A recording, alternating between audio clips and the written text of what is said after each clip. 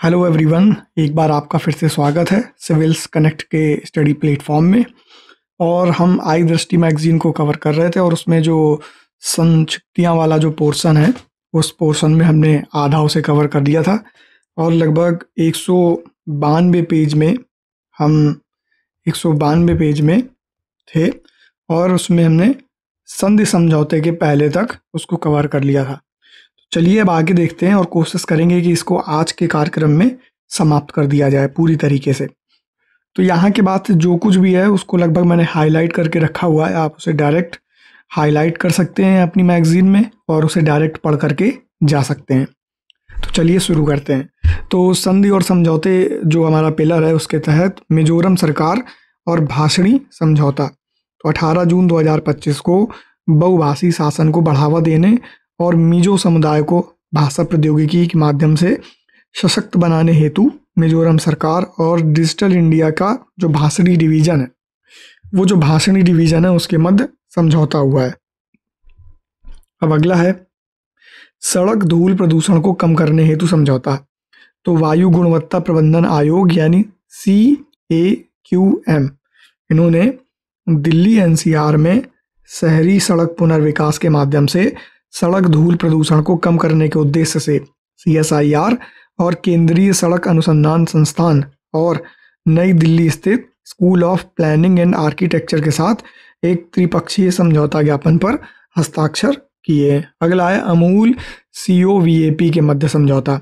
तो अमूल ब्रांड के नाम से उत्पादों का विपणन करने वाले गुजरात सहकारी दुग्ध विपणन संघ अमूल यानी कि आनंद मिल्क यूनियन लिमिटेड ने स्पेन और यूरोपीय संघ में अपने प्रमुख दूध उत्पाद को पेश करने हेतु स्पेन की कोऑपरेटिवा गैनाडेरा डेल वैले डे लॉस पेड्रोचेस इस कंपनी के साथ COVAP के साथ रणनीतिक साझेदारी की घोषणा की है। और यह पहली बार है जब अमूल को यूरोपीय बाजार में लॉन्च किया जा रहा है, ये बात कही गई है। अगला है फिर उत्तर प्रदेश सरकार मोनाश यूनिवर्सिटी के मध्य समझौता। तो ऑस्ट्रेलिया जो देश है उसकी जो यूनिवर्सिटी है डीकन विश्वविद्यालय और मोनाश यूनिवर्सिटी यह भारत में अपना सेंटर खोलने के लिए बात कर रही हैं। तो उत्तर प्रदेश सरकार ने ऑस्ट्रेलिया की जो प्रतिष्ठित मोनाश यूनिवर्सिटी है उसके साथ एक समझौता किया है जिसका उद्देश्य है कि राज्य के बेसिक माध्यमिक और उच्च शिक्षा संस्थानों के जो विद्यार्थी हैं और शिक्षक उनको अनुसंधान नवाचार प्रशिक्षण और तकनीकी सहयोग के लिए वैश्विक मंच प्रदान करना। इसके माध्यम से मोनाश यूनिवर्सिटी के माध्यम से गौतम बुद्ध विश्वविद्यालय समझौते को लागू करने के लिए मुख्य केंद्र के रूप में कार्य करेगा। अगला है अडानी समूह ड्रुक ग्रीन पावर कॉरपोरेशन के मध्य समझौता। तो अडानी समूह और भूटान का जो ड्रुक ग्रीन पावर कॉरपोरेशन है ने भूटान में 5000 मेगावाट की जल विद्युत परियोजनाओं को संयुक्त रूप से विकसित करने के लिए एक ऐतिहासिक समझौता ज्ञापन पर हस्ताक्षर किए। अगला है भारत ब्रिटेन मुक्त व्यापार समझौता। तो भारत और ब्रिटेन के बीच एक फ्री ट्रेड एग्रीमेंट पर सहमति बनी है। इसके तहत भारत में बेचे जाने वाले 90% जो ब्रिटिश उत्पाद हैं उसके शुल्क में कटौती की जाएगी। अगला है भारत और फ्रांस के मध्य समझौता। आपको मैंने एक बात बताई थी जब इंटरनेशनल सेक्शन वाला जो टॉपिक कवर किया था अंतर्राष्ट्रीय परिदृश्य वाला कि यूरोप में फ्रांस जो है पहली ऐसी कंट्री है जिसने भारत के UPI को मान्यता दी है और इसकी शुरुआत आईफिल टावर से की गई थी, ये बात याद रखिएगा। फिर भारत और फ्रांस ने भारतीय नौसेना के लिए 26 राफेल विमानों की खरीद हेतु एक अंतर सरकारी समझौते पर हस्ताक्षर किए हैं। ये जो राफेल विमान है 22 सिंगल सीटर हैं और 4 जो हैं ट्विन सीटर है यानी जिसमें आगे और पीछे पायलट और उसका सहयोगी यानी को पायलट इसमें बैठ सकेंगे। अगला है पावर ग्रिड NEA के मध्य समझौता। तो काठमांडू नेपाल में power grid corporation of India limited और नेपाल विद्युत प्राधिकरण यानी कि नेपाल इलेक्ट्रिक एसोसिएशन के मध्य में एक समझौता हुआ है। इस समझौते के तहत भारत और नेपाल में 2 संयुक्त उपक्रम कंपनियां स्थापित की जाएंगी जो उच्च क्षमता की सीमा पार विद्युत पारेषण अवसंरचना को विकसित करेंगे यानी कि हाई वोल्टेज जो लाइन है दोनों देशों के मध्य में उसको बनाएंगी वो। और प्रस्तावित परियोजनाओं में 400 kV इनरुआ जो कि नेपाल में और न्यू पूर्णिया भारत में है, और 400 केवी डोडोधारा जो कि नेपाल में है और बरेली जो कि भारत में है। इन दोनों के मध्य डबल सर्किट ट्रांसमिशन प्रणाली का विकास शामिल है। फिर अगला हैदराबाद में artificial intelligence data centre cluster स्थापित करने हेतु समझौता।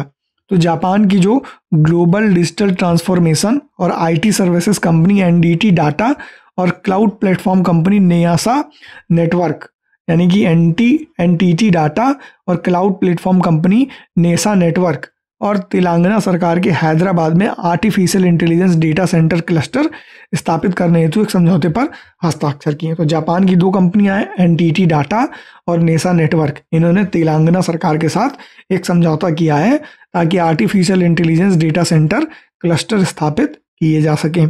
अगला है मुंबई में भारतीय रचनात्मक प्रौद्योगिकी संस्थान की स्थापना हेतु समझौता। तो मुंबई में भारतीय रचनात्मक प्रौद्योगिकी संस्थान हेतु महाराष्ट्र सरकार के साथ केंद्रीय सूचना और प्रसारण मंत्रालय ने एक समझौता किया है। इसमें आईआईसीटी की स्थापना हेतु दादा साहब फाल्के फिल्म सिटी गोरेगांव में की जाएगी। अगला है रक्षा मंत्रालय भारत सरकार भारत इलेक्ट्रॉनिक्स लिमिटेड के मध्य अनुबंध। तो इसमें कहा गया है कि यह जो अनुबंध है भारतीय वायुसेना के MI-17 V5 यानी वर्जन 5 हेलीकॉप्टरों में अत्याधुनिक इलेक्ट्रॉनिक वॉरफेयर स्वीट्स और एयरक्राफ्ट मॉडिफिकेशन किट्स की खरीद, स्थापना और संबंधित उपकरणों की पूर्ति की जाएगी। एयरक्राफ्ट के मॉडिफिकेशन किट की खरीद की जाएगी, स्थापना की जाएगी उनकी यानी उनको स्थापित किया जाएगा, और संबंधित उपकरण जो उससे जुड़े हैं उनकी भी आपूर्ति का काम किया जाएगा। अगला है हनवा एरोस्पेस L&T के मध्य समझौता।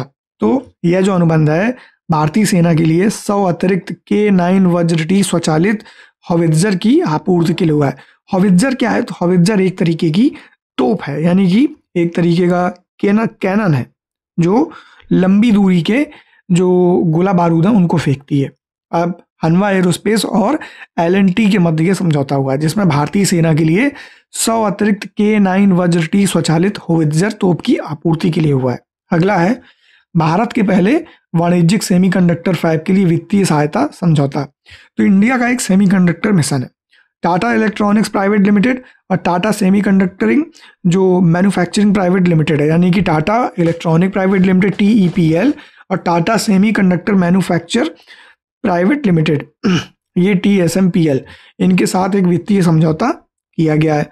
ये भारत का जो पहला वाणिज्यिक सेमीकंडक्टर फैब है धोलेरा गुजरात में स्थापित किया जाएगा, और इसकी जो स्थापना है टाटा इलेक्ट्रॉनिक के सेमीकंडक्टर फैब की स्थापना 91,000 करोड़ रुपए के अधिक के निवेश से की जाएगी, क्योंकि जो सेमीकंडक्टर इंडस्ट्री है उसका जो प्लांट लगता है, इंफ्रास्ट्रक्चर उसका बहुत कॉस्टली आता है और जनरली वो इंडिया में बनता भी नहीं है वो इंफ्रास्ट्रक्चर जैसे सेमीकंडक्टर चिप को बनाया जा सके, तो इसलिए उसको बाहर से ही लाना पड़ेगा, इसलिए इतना कॉस्टली है। अगला अपर कर्नाली जल विद्युत परियोजना के लिए समझौता।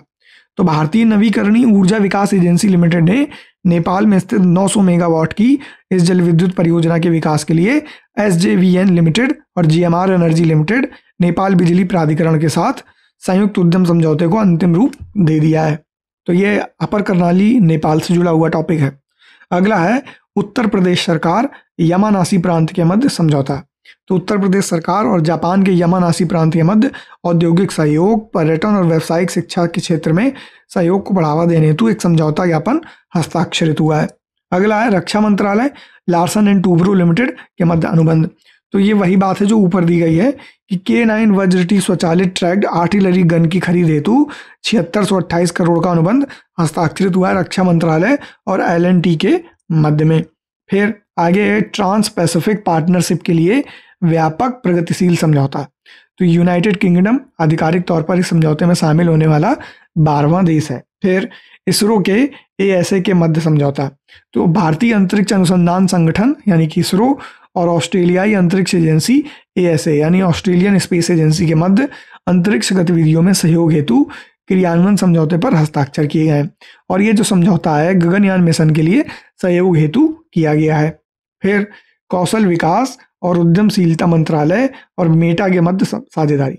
मेटा कौन है? तो मेटा अब जो मेन कंपनी है फेसबुक, इंस्टाग्राम और किसके लिए? व्हाट्सएप के लिए।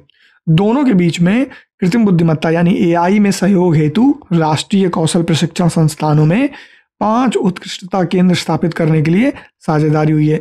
इसके तहत ये 5 उत्कृष्टता केंद्र हैदराबाद, बेंगलुरु, जोधपुर, चेन्नई और कानपुर में स्थापित किए जाएंगे। फिर भारत के पहले एआई सक्षम ग्रीनफील्ड सेमीकंडक्टर फैब के निर्माण हेतु प्रौद्योगिकी हस्तांतरण पर समझौता यानी टेक्नोलॉजी ट्रांसफर पर। इसमें क्या है, यही जो टाटा इलेक्ट्रॉनिक्स है और ताइवान की power chip semiconductor manufacturing corporation है पीएसएमसी, इसके मध्य में समझौता हुआ है। समझौते के तहत सेमीकंडक्टर फैब का निर्माण गुजरात के धुलेरा में किया जाएगा।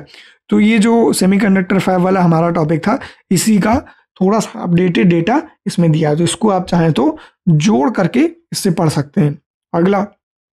अगला है 240 AL-31 FP एयर इंजन खरीदने के लिए समझौता। तो रक्षा मंत्रालय ने 26,000 करोड़ रुपए की अधिक लागत से सुखोई 30 MKI विमान के लिए इन इंजनों की खरीद के लिए हिंदुस्तान एरोनॉटिकल लिमिटेड के साथ एक अनुबंध किया है, ताकि 240 AL-31 FP एरो इंजन को खरीदा जा सके। अगला है भारत सरकार और विश्व बैंक के मध्य में समझौता।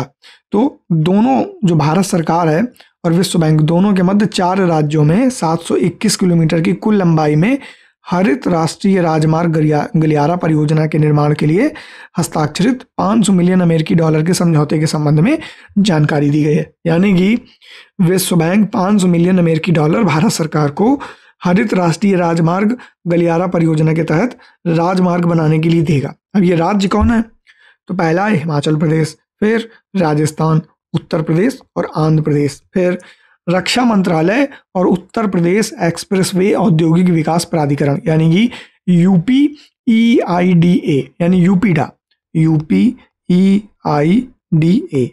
कहते हैं इसे, इसके मध्य समझौता हुआ है। दोनों के द्वारा उत्तर प्रदेश रक्षा औद्योगिक गलियारे और 3 अत्याधुनिक परीक्षण सुविधाएं स्थापित करने के उद्देश्य से समझौता ज्ञापन पर हस्ताक्षर हुए हैं। और इसके तहत लखनऊ में यांत्रिक व सामग्री क्षेत्र में 1 केंद्र और कानपुर में 2 केंद्रों की स्थापना की जाएगी। आपको पता है कि डिफेंस कॉरिडोर जो यूपी का है, उनमें से एक जो हमारा एरिया है वो कौन सा है, वो है बुंदेलखंड। अब आप दूसरे एरिया को कमेंट करके बताइए जो वेस्ट यूपी में पड़ता है। पहला है बुंदेलखंड। अगला, अब आ जाते हैं संघ और संगठन में। तो इसमें जो पहला हमारा है वो है वामा इन्वर्टर्स LLP और गोल्डी एनर्जी LLP का अधिग्रहण। तो भारतीय प्रतिस्पर्धा आयोग जो है उसने गोल्डी सन प्राइवेट लिमिटेड द्वारा वामा इन्वर्टर्स LLP और गोल्डी एनर्जी LLP की 100% भागीदारी हिस्से के अधिग्रहण को मंजूरी प्रदान की है। यानी कि अब जो है गोल्डी सन प्राइवेट लिमिटेड वामा इन्वर्टर्स LLP और गोल्डी एनर्जी LLP की मालिक कंपनी हो जाएगी। अगला है समुद्री नौवहन सहायता के लिए अंतर्राष्ट्रीय संगठन। तो यह है IALA। अब फ्रांस के नीस में आयोजित समुद्री नौवहन सहायता के लिए अंतर्राष्ट्रीय संगठन के दूसरे सत्र में भारत उपाध्यक्ष के रूप में इसमें शामिल हुआ था। फिर फ्लिपकार्ट, ये भाई बहुत ही इंपॉर्टेंट पॉइंट है, इसको जरूर देखिएगा, क्योंकि जो नॉन बैंकिंग फाइनेंशियल कंपनी है उनको बनने के लिए बहुत ज़्यादा रेगुलेटरी फ्रेमवर्क से गुजरना पड़ता है, जो कि RBI बनाता है। उसमें जो ई-कॉमर्स कंपनी फ्लिपकार्ट है वो भारतीय रिजर्व बैंक से गैर बैंकिंग वित्तीय कंपनी यानी NBFC non banking financial company का लाइसेंस प्राप्त करने वाली भारत की पहली ई-कॉमर्स कंपनी बन गई है, ये बात कही गई है। फिर है अगला 3 रक्षा सार्वजनिक उपक्रमों को मिनी रत्न का दर्जा। अब मिनी रत्न का दर्जा किनको दिया गया है, जो 3 रक्षा सार्वजनिक उपक्रम है। पहला है DPSU में म्यूनिशंस इंडिया लिमिटेड यानी कि म्यूनिशंस इंडिया लिमिटेड, इसको मिला है। फिर आर्म्ड व्हीकल निगम लिमिटेड। फिर अगला है इंडिया ऑप्टेल लिमिटेड। इन तीनों को Munitions India Limited, Arms Vehicle Nigam Limited और इंडिया ऑप्टेल लिमिटेड, इनको ये जो 3 रक्षा के सार्वजनिक उपक्रम है इनको मिनी रत्न का दर्जा दिया गया। ये मिनी रत्न कंपनियां हो गई हैं। फिर अगला है अंतरराष्ट्रीय प्रशासनिक विज्ञान संस्थान यानी कि IIAS। इसमें क्या है, इंटरनेशनल इंडियन एडमिनिस्ट्रेटिव संस्थान इंस्टीट्यूट। अब इसके बारे में जानते हैं, ये क्या है। International institute of administrative sciences, ये इसका फुल फॉर्म होगा, मैंने गलत बताया।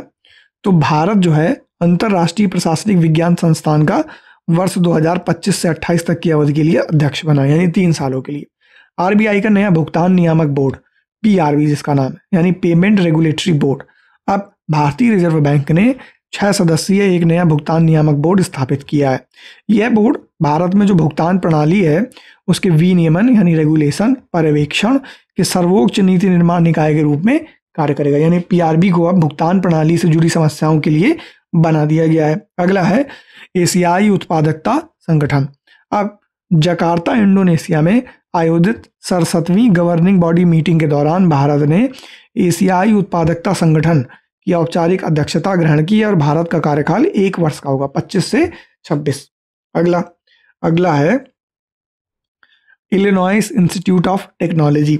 तो संयुक्त राज्य अमेरिका के शिकागो में स्थित इलिनॉइस इंस्टीट्यूट ऑफ टेक्नोलॉजी यानी इलिनॉइस टेक भारत में स्वतंत्र डिग्री प्रदान करने के लिए भारत के विश्वविद्यालय अनुदान आयोग से मंजूरी प्राप्त करने वाला पहला अमेरिकी विश्वविद्यालय बन गया है। अब इसका जो कैंपस परिसर है यानी इसका जो कैंपस है वो मुंबई में वर्ष 2026 में खोला जाएगा। ठीक, अगला है यस बैंक का अधिग्रहण। तो जापान की सुमितोमो मित्सुई बैंकिंग कॉरपोरेशन की योजना यस बैंक में 51% हिस्सेदारी की खरीदने की है, यानी कि यस बैंक को सुमितोमो मित्सुई बैंकिंग कॉरपोरेशन जो कि जापान की कंपनी है वो इसमें 51% की हिस्सेदारी खरीदना चाहती है।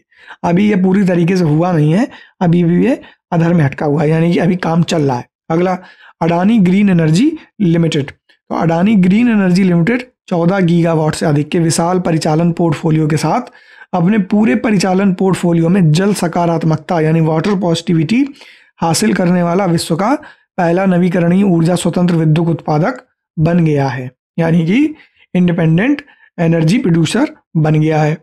अगला एडलवाइस म्यूचुअल फंड यानी एडलवाइस एसेट मैनेजमेंट लिमिटेड। तो एडलवाइस म्यूचुअल फंड ने Edelweiss BSc internet economy index fund launch किया है और ये भारत का पहला विशुद्ध इंटरनेट केंद्रित फंड है। फिर बैंक ऑफ महाराष्ट्र। तो ये ट्रेन में एटीएम लगाने वाला पहला बैंक है, इसलिए बहुत इंपॉर्टेंट हो जाता है कि ट्रेन में पहला एटीएम बैंक ऑफ महाराष्ट्र ने लगाया है। कहाँ लगाया है? तो एटीएम जो है मुंबई मनमाड़ पंचवटी सुपरफास्ट एक्सप्रेस में लगाया गया है और भारत में पहली बार है जब भारतीय रेलवे की किसी ट्रेन में एटीएम लगाया गया है। फिर जस्ट पे। तो जस्ट पे क्या है? तो जस्ट पे है बेंगलुरु कर्नाटक स्थित यह भुगतान और संरचना कंपनी है, यानी कि पेमेंट इंफ्रास्ट्रक्चर से जुड़ी हुई कंपनी है जिसने वर्ष 2025 की भारत की पहली यूनिकॉर्न बनी है। फिर अगला है भारतीय रिजर्व बैंक। तो भारतीय रिजर्व बैंक ग्लोबल फाइनेंस के द्वारा वर्ष 2025 में इनोवेटर सूची में वैश्विक स्तर पर सबसे जो नवोन्मेषी बैंक है यानी सबसे ज़्यादा इनिशिएटिव लेने वाले और सबसे नए काम करने वाली जो बैंक है वो कौन है? भारतीय रिजर्व बैंक है और ये पहली बार है जब किसी केंद्रीय बैंक को यह सम्मान प्राप्त हुआ है। अगला है 26 क्षेत्रीय ग्रामीण बैंकों का विलय। अब वित्त मंत्रालय के वित्तीय सेवा विभाग द्वारा एक राज्य एक आरआरबी यानी रीजनल रूरल बैंक के सिद्धांत पर इन आरआरबी के एकीकरण की अधिसूचना जारी की गई है, यानी कि जो 26 क्षेत्रीय ग्रामीण बैंक हैं, रीजनल रूरल बैंक हैं, उनका विलय करके एक राज्य में एक आरआरबी के हिसाब से विलय के बाद देश में 28 आरआरबी होंगे जो 26 राज्यों और 2 केंद्र शासित प्रदेशों में कार्यरत होंगे। यानी कि जितनी एक स्टेट में क्षेत्रीय ग्रामीण बैंक थी जैसे पंजाब एंड सिंध बैंक, इस तरीके की जितनी भी बैंकें थीं उन बैंकों को अब विलय करके एक राज्य में एक ग्रामीण क्षेत्रीय बैंक के रूप में वर्गीकृत कर दिया गया। इस हिसाब से एक राज्य में हर मतलब कि 26 राज्यों में 26 बैंकें और 2 बैंकें केंद्र शासित प्रदेशों में। तो टोटल आरआरबी कितनी होंगी हमारे पास? 28 होंगी, ये बात कही गई है। फिर आगे कहा गया है संयुक्त राष्ट्र शांति निर्माण आयोग। तो भारत जो है वर्ष 2025-26 के कार्यकाल के लिए इस आयोग में पुनः चुना गया है, ये बात कही गई है। फिर ये है AIX कनेक्ट और एयर इंडिया प्राइवेट का एयर इंडिया एक्सप्रेस का विलय। तो नागर विमानन महानिदेशालय यानी DGCA director general of civil aviation द्वारा दोनों एयरलाइनों के विलय की मंजूरी दी गई है और जो विलय होने के बाद कंपनी है उसका नाम है एयर इंडिया एक्सप्रेस रखा जाएगा। ये बात हो गई। अब इसके अलावा एक और ये है कि टाटा स्टील कंपनी। तो ये कंपनी हाइड्रोजन यानी H2 परिवहन के लिए स्टील पाइप विकसित करने की क्षमता प्रदर्शित करने वाली भारत की पहली स्टील कंपनी। क्योंकि हाइड्रोजन को स्टोर करने के लिए जो भी मटेरियल लगता है वो बहुत ही मजबूत होना चाहिए, तो उसी में ये स्टील पाइप इन्होंने विकसित किया है। इसलिए ये क्षमता प्रदर्शित करने वाली भारत की पहली कंपनी हो जाती है, तो यह भी याद रखिएगा। अगला है, जो अगला पिलर है वो है विधि और न्याय से। तो इसमें जो है दिल्ली स्कूल शिक्षा फीस निर्धारण विनियमन में पारदर्शिता विधेयक 2025। अब दिल्ली मंत्रिमंडल के द्वारा इसको अध्यादेश के रूप में जारी करने के प्रस्ताव को मंजूरी दे दी गई है, यानी कि यह अध्यादेश बन गया है। अब इसके तहत क्या है कि दिल्ली में जो निजी स्कूल हैं उनके द्वारा जो मनमाने ढंग से की जाने वाली फीस वृद्धि है उस पर पारदर्शिता लाई जाएगी और उनको नियंत्रित किया जाएगा। इसके अनुसार 3 अकादमिक वर्षों हेतु फीस समान रहेगी, यानी कि अगर आज के साल में 2025 में जुलाई सेशन में फीस बढ़ती है तो उसके बाद अगले 3 साल यानी कि यह फीस 25 से 26, 26 से 27, 27 से 28 तक सेम रहेगी, और 28 के बाद जो कार्यकाल चालू होगा जुलाई 28 में, उसमें इसको फिर बदला जा सकता है, ये बात कही गई है। फिर अगला, लद्दाख आधिकारिक भाषा विनियमन। तो राष्ट्रपति द्रौपदी मुर्मू ने लद्दाख आधिकारिक भाषा विनियमन 2025 को मंजूरी दी और इसके साथ अंग्रेजी, हिंदी, उर्दू, भोटी, पुर्गी को केंद्र शासित प्रदेश लद्दाख के सभी या किसी भी आधिकारिक उद्देश्यों के लिए इस्तेमाल की जाने वाली आधिकारिक भाषाओं के रूप में मान्यता दी गई है। तो अंग्रेजी, हिंदी, उर्दू तो कॉमन है, इसके अलावा भोटी और पुर्गी भी आपको याद रखना है। अब हमारे संविधान में भी भाषा से जुड़ा हुआ एक खंड है, एक सूची है, उसको जरूर आप पढ़ लीजिएगा। जो हमारी शेड्यूल है उनमें से भी एक खंड भाषा का है। कमेंट करके बताइए कि कौन सी अनुसूची में भाषा की बात की गई है और किन किन आर्टिकल्स में भारत में संविधान के अंतर्गत भाषा की बात कही गई है, उनको आप कमेंट करके बताइए। अगला है, उच्च न्यायालय के सभी सेवानिवृत्त न्यायाधीशों को समान पेंशन। तो सर्वोच्च न्यायालय ने अपने ऐतिहासिक फैसले में कहा है कि उच्च न्यायालय के सभी सेवानिवृत्त न्यायाधीशों को पूर्ण और समान पेंशन का अधिकार है। न्यायालय ने 1 रैंक 1 पेंशन के सिद्धांत को सेवानिवृत्त न्यायाधीशों पर लागू करने का निर्देश दिया, यानी कि जितने भी हाई कोर्ट के जस्टिस हैं उनको, जो सेवानिवृत्त हैं, उनको पूर्ण और समान पेंशन दी जाएगी। फिर जो अगला है वो है रेल संशोधन अधिनियम 2025। तो इसको राष्ट्रपति द्रौपदी मुर्मू ने मंजूरी दे दी है, जो ये संशोधन किए गए। अब इसमें कहा गया है कि जो भारतीय रेलवे बोर्ड अधिनियम 19 है उस 1905 उसको निरस्त करके इसके स्थान पर नया रेलवे अधिनियम 1989 में रेलवे बोर्ड के गठन और संरचना में संबंधित प्रावधानों को समाहित कर देना। यानी 1905 का जो रेलवे बोर्ड अधिनियम है भारत का, उसको निरस्त करके 1989 यानी 1989 वाला रेलवे अधिनियम है उसी में गठन और संरचना के प्रावधानों को समाहित कर दिया जाएगा। फिर अगला है अधिनियम, रेलवे जो अधिनियम है यह रेलवे अधिनियम 1989 धारा 2 में संशोधन करता है और रेलवे बोर्ड को कानूनी मंजूरी प्रदान करने हेतु एक नया अध्याय 1 का सम्मिलित कर देता है। फिर अगला है तेल क्षेत्र विनियमन तथा विकास संशोधन अधिनियम। इसको भी राष्ट्रपति के द्वारा मंजूरी दे दी गई है इस अधिनियम को। अब ये कहता क्या है, तो यह अधिनियम कहता है कि तेल क्षेत्र विनियमन तथा विकास अधिनियम 1948 में संशोधन करता है। इससे पहले जो अधिनियम था 1948 का, उसमें संशोधन कर दिया गया है, ये बात कही गई है। जैसे कि इसमें 1905 वाले रेल वाले में 1905 को निरस्त करके 1989 में परिवर्तन कर दिए गए और इन संशोधनों को अधिनियम 2025 के तहत लिख लिया गया। उसी तरीके से जो 1948 है हमारा अधिनियम तेल क्षेत्र विनियमन और विकास अधिनियम, इसमें संशोधन किया गया कब, 2025 में। अब यह खनिज तेलों की परिभाषा का विस्तार करता है जिसमें प्राकृतिक रूप से पाए जाने वाले हाइड्रोकार्बन, कोल बेड मीथेन और शेल गैस तेल आदि शामिल हैं। अब अधिनियम में यह भी स्पष्ट किया गया है कि जो कोयला और लिग्नाइट या हीलियम खनिज तेलों में शामिल नहीं किया जाएगा। और इस अधिनियम के अनुसार यह भी कहा गया है कि यदि कोई व्यक्ति बिना वैध पट्टे के खनिज तेलों से संबंधित गतिविधियां करता हुआ पाया जाएगा तो उस पर 25 लाख रुपए तक का जुर्माना अधिकतम लगाया जा सकता है। फिर मणिपुर में राष्ट्रपति शासन, तो मुख्यमंत्री एन बीरेन सिंह ने इस्तीफा दे दिया है। अनुच्छेद 356 का इस्तेमाल करते हुए राष्ट्रपति द्रौपदी मुर्मू ने वहां पर राष्ट्रपति शासन लगा दिया 13 फरवरी 2025 को, और इस राज्य में 11वीं बार राष्ट्रपति शासन लगाया गया है। अब एक बार आप ये बताइएगा कमेंट करके कि कौन सा ऐसा भारत का राज्य जहां पर सर्वाधिक बार राष्ट्रपति शासन लगाया गया है। इसी के साथ यह देश का ऐसा राज्य बन गया जहां अब तक सबसे अधिक बार राष्ट्रपति शासन लगाया गया। तो ये बात आपको कमेंट करने की जरूरत नहीं है, यही पता चल गया। फिर तो आप दूसरा कमेंट करके बता दीजिएगा कि सेकंड नंबर पे कौन सा ऐसा स्टेट है। फिर पहली बार राष्ट्रपति शासन पंजाब में वर्ष 1951 में संविधान के तुरंत बाद ही लगाया गया था। अब ये वाला इशू कौन सा है, तो ये पेप्सू वाला इशू है, आप इसको जरूर याद रखिएगा। अगला जो है, ऑस्ट्रेलिया में 16 वर्ष से कम उम्र के बच्चों के लिए सोशल मीडिया के उपयोग पर प्रतिबंध। यह विधेयक अब पारित हो गया ऑस्ट्रेलिया में, इसको पर याद रखिएगा। फिर एक और जो है, जो हमें दो देखने, एक तो ये त्रिभुवन सहकारी विश्वविद्यालय अधिनियम, राष्ट्रपति ने इसमें मंजूरी दे दी है। भारतीय ग्रामीण प्रबंधन संस्थान यानी IRMA, इंडियन रूरल मैनेजमेंट जो एजेंसी है, उसने आनंद को त्रिभुवन सहकारी विश्वविद्यालय के रूप में स्थापित करने और इसे राष्ट्रीय महत्व का संस्थान घोषित करने का प्रावधान दिया गया है। फिर राजस्थान विरुद्ध धर्म संपरिवर्तन प्रतिषेध विधेयक 2025, इसको आप पढ़ लीजिएगा, कल रीड कर लीजिएगा। दूसरा ये कि हमारे एग्जाम के लिए इसलिए इंपॉर्टेंट नहीं क्योंकि ये राजस्थान की परीक्षा में ज़्यादा महत्व रखता है। फिर भारतीय वायुसेना अधिनियम, इसमें कहा गया है, राष्ट्रपति ने इसको मंजूरी दी है और ये जो अधिनियम है इसका उद्देश्य वायुसेना जो वायुयान अधिनियम 1934 है उसको प्रतिस्थापित करना है और केंद्र सरकार को किसी भी विमान या विमान वर्ग के डिजाइन, निर्माण, रखरखाव, कब्जे, उपयोग, संचालन, बिक्री, निर्यात या आयात को विनियमित करने और विमान संचालन की सुरक्षा सुनिश्चित करने के लिए नियम बनाने का अधिकार दिया गया है। अब आ जाते हैं वर्ष, दिवस और सप्ताह पे। तो इसमें मैंने कुछ हाईलाइट करके रखे हैं, पर मेरी सलाह ये है कि ये वर्ष, दिवस, सप्ताह वाला जो टॉपिक है इसको एक बार आप पूरा सरसरी निगाह से पढ़ लीजिए और इसको 2-3 बार रिवाइज कर लीजिएगा।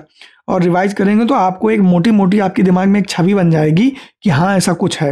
और खासकर जो जनवरी से लेकर जून तक के हैं उनको तो जरूर पढ़ के जाइए क्योंकि वो एकदम रिसेंट डेवलप्ड है। फिर इसमें सबसे पहले जो आता है वो अंतर्राष्ट्रीय योग दिवस है। कब मनाया जाता है?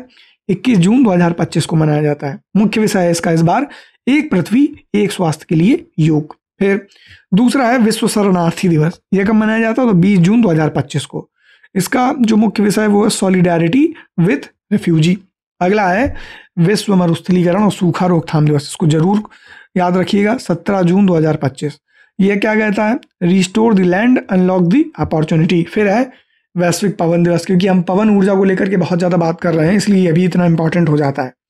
15 जून 2025 पवन ऊर्जा powering the future of India. और इस दिवस के अवसर पर भारत सरकार के द्वारा पवन ऊर्जा क्षमता वृद्धि के मामले में सर्वश्रेष्ठ प्रदर्शन करने वाले राज्यों को सम्मानित भी किया गया है। और कर्नाटक इसमें पहले स्थान पर रहा है, तमिलनाडु दूसरे स्थान पर और गुजरात तीसरे स्थान पर। तो कर्नाटक, तमिलनाडु और गुजरात, KTG। अगला है विश्व रक्तदाता दिवस, 14 जून 2025 को। रक्त दें, आशा दें, साथ मिलकर हम जीवन बचाते हैं, यह इसका मुख्य विषय। अगला है विश्व बाल श्रम निषेध दिवस। यह 12 जून 2025 को मनाया गया, यानी इसकी डेट है 12 जून। इसका मुख्य विषय है प्रगति स्पष्ट है लेकिन अभी और काम करना बाकी है, आइए प्रयासों में तेजी लाएं। फिर विश्व महासागर दिवस 8 जून को मनाया जाता है। इसका मुख्य विषय है वंडर सस्टेनिंग व्हाट सस्टेन अस, यानी कि हमको उसको बचाना है जो हमें बचा रहा है। अगला विश्व खाद्य सुरक्षा दिवस, यह 7 जून को मनाया जाता है। Food safety sciences in action. फिर विश्व पर्यावरण दिवस जो है वर्ल्ड इन्वायरमेंट डे, ये 5 जून को मनाया जाता है। इसका जो विषय है वो है प्लास्टिक प्रदूषण को हराएं, बीट प्लास्टिक पोल्यूशन। फिर विश्व तंबाकू निषेध दिवस 31 मई को मनाया जाता है और इसका विषय है ब्राइट प्रोडक्ट डार्क इंटेंशंस। फिर अंतर्राष्ट्रीय जैव विविधता दिवस, ये 22 मई को मनाया जाता है। इसका विषय है प्रकृति के साथ सामंजस्य और सतत विकास। फिर अगला है आयुर्वेद दिवस। तो 13 मई को 2025 को आयुष मंत्रालय के द्वारा भारत सरकार द्वारा जारी एक प्रेस विज्ञप्ति के अनुसार केंद्र सरकार ने प्रतिवर्ष भारत में 23 सितंबर को इस दिवस को मनाने की घोषणा की है, आयुर्वेद दिवस को। और इसके बाद कहा गया है कि यह बदलाव जारी राजपत्र अधिसूचना के जरिए किया गया था, जो पहले धनतेरस के दिन मनाया जाता था। यानी कि आयुर्वेद दिवस पहले धनतेरस के दिन मनाया जाता था, अब इसको 13 मई को कर दिया गया है। 13 मई को ये घोषणा जारी है, सरकार इसको हर साल 23 सितंबर को मनाएगी। ये दिवस है 23 सितंबर, इस दिन इसको मनाया जाएगा, ये जरूर याद रखिएगा। ये भारत के स्तर पर, राष्ट्रीय स्तर पर इसको मनाया जाएगा। अगला है विश्व प्रौद्योगिकी दिवस, यह है 11 मई को। अब यंत्र नई प्रौद्योगिकी अनुसंधान और त्वरण को आगे बढ़ाने के लिए युगांतर इसका मुख्य विषय है। अब विश्व अस्थमा दिवस, ये 6 मई को मनाया जाता है। Make inhaled treatment accessible for all, यानी कि इनहेल करने के लिए जो ट्रीटमेंट होते हैं उनको सब, उसकी पहुंच सब तक करवाई जाए, ये इसका विषय है। फिर अगला है विश्व प्रेस स्वतंत्रता दिवस, 3 मई को मनाया जाता है।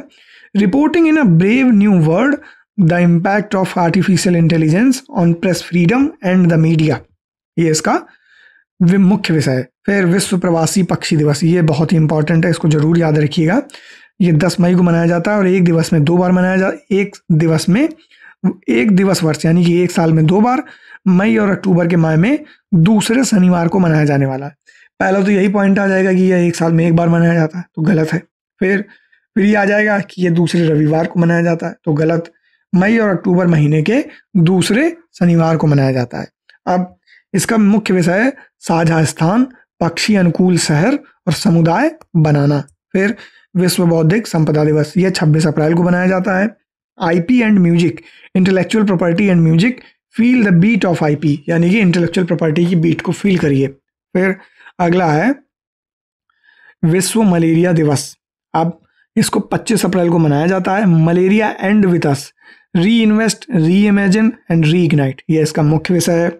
अगला है विश्व पृथ्वी दिवस, यह कब मनाया जाता है? ये 22 अप्रैल को मनाया जाता है। अर्थ डे, हमारी शक्ति हमारा ग्रह। फिर विश्व लीवर दिवस 19 अप्रैल को मनाया जाता है। भोजन ही औषधि है। लीवर से जो बीमारी होती है लीवर में हमारे, वो है हेपेटाइटिस, और लीवर कैंसर तो कॉमन ही है, लेकिन हेपेटाइटिस का ABC, ये तीन तरीके का हेपेटाइटिस है, ये लीवर को अटैक करता है। अगर ये हेपेटाइटिस होता है किसी को तो ये लीवर के लिए है। अगला विश्व विरासत दिवस 18 अप्रैल को मनाते हैं हम। और आपदाओं और संघर्षों से खतरे में पड़ी विरासत, इकोमॉस की 60 वर्षों की कार्रवाइयों की तैयारी और सीख। 60 वर्षों की कार्रवाइयों से तैयारी और सीख से है। अगला है विश्व स्वास्थ्य दिवस, यह 7 अप्रैल को मनाया जाता है। हेल्दी बिगिनिंग्स, होपफुल फ्यूचर्स, यह इसका मुख्य विषय है। फिर अगला है विश्व मौसम विज्ञान दिवस। आप इससे पहले चाहें तो ये जरूर याद रख सकते हैं, विश्व ऑटिज्म जागरूकता दिवस 2 अप्रैल 2025, जिसमें लिखा है इसका मुख्य विषय है advancing neuro diversity and the UN sustainable development goals. फिर क्योंकि हमारे जो SDG नंबर 6 है वो हेल्थ का टॉपिक है, इसलिए इसको याद रखिएगा। अगला विश्व मौसम विज्ञान दिवस 23 मार्च को होता है ये। Closing the early warning gap together. फिर विश्व क्षय रोग टीबी, ये तो बहुत ही ज़्यादा इंपॉर्टेंट है, ये हमेशा याद होना चाहिए। 24 मार्च को मनाया जाता है। हाँ, हम क्षय रोग का खात्मा कर सकते हैं, प्रतिबद्धता, निवेश और परिणामी प्रयास। विश्व जल दिवस 22 मार्च को मनाया जाता है। इसका मुख्य विषय है ग्लेशियर संरक्षण, यानी ग्लेशियर प्रिजर्वेशन। फिर अंतर्राष्ट्रीय वन दिवस 21 मार्च को मनाया जाता है।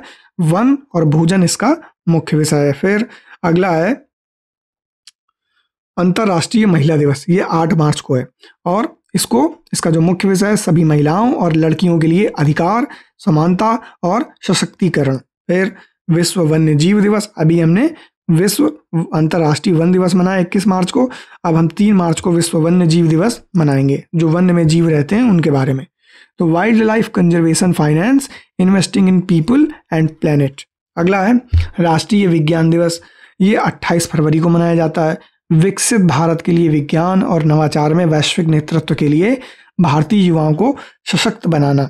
अगला है अंतर्राष्ट्रीय मातृभाषा दिवस, ये 21 फरवरी को मनाया जाता है। Language matter, languages matter, silver jubilee celebration of international mother language day, यानी कि इसकी सिल्वर जुबली है, यानी कि इसकी क्या है 25 साल हो गए इसको। अगला विश्व सामाजिक न्याय दिवस, यह 20 फरवरी को मनाया जाता है। इसका मुख्य विषय एक स्थायी भविष्य के लिए न्यायोचित परिवर्तन को मजबूत करना। अगला है विश्व कैंसर दिवस, यह 4 फरवरी को मनाया जाता है।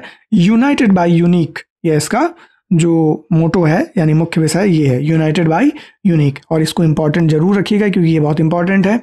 4 फरवरी को मनाया जाता है। फिर आर्द्र भूमि, ये तो सबसे ज़्यादा इंपॉर्टेंट है, 2 फरवरी को मनाया जाता है। हर साल भारत की कुछ ना कुछ आर्द्र भूमियाँ आई हैं और अभी तक मेरे ख्याल से 91 हो चुकी हैं इंडिया की। फिर इसमें इसका जो यहाँ लिखना था इसको, अगला इसका जो विषय है साझा भविष्य के लिए आर्द्र भूमि का संरक्षण।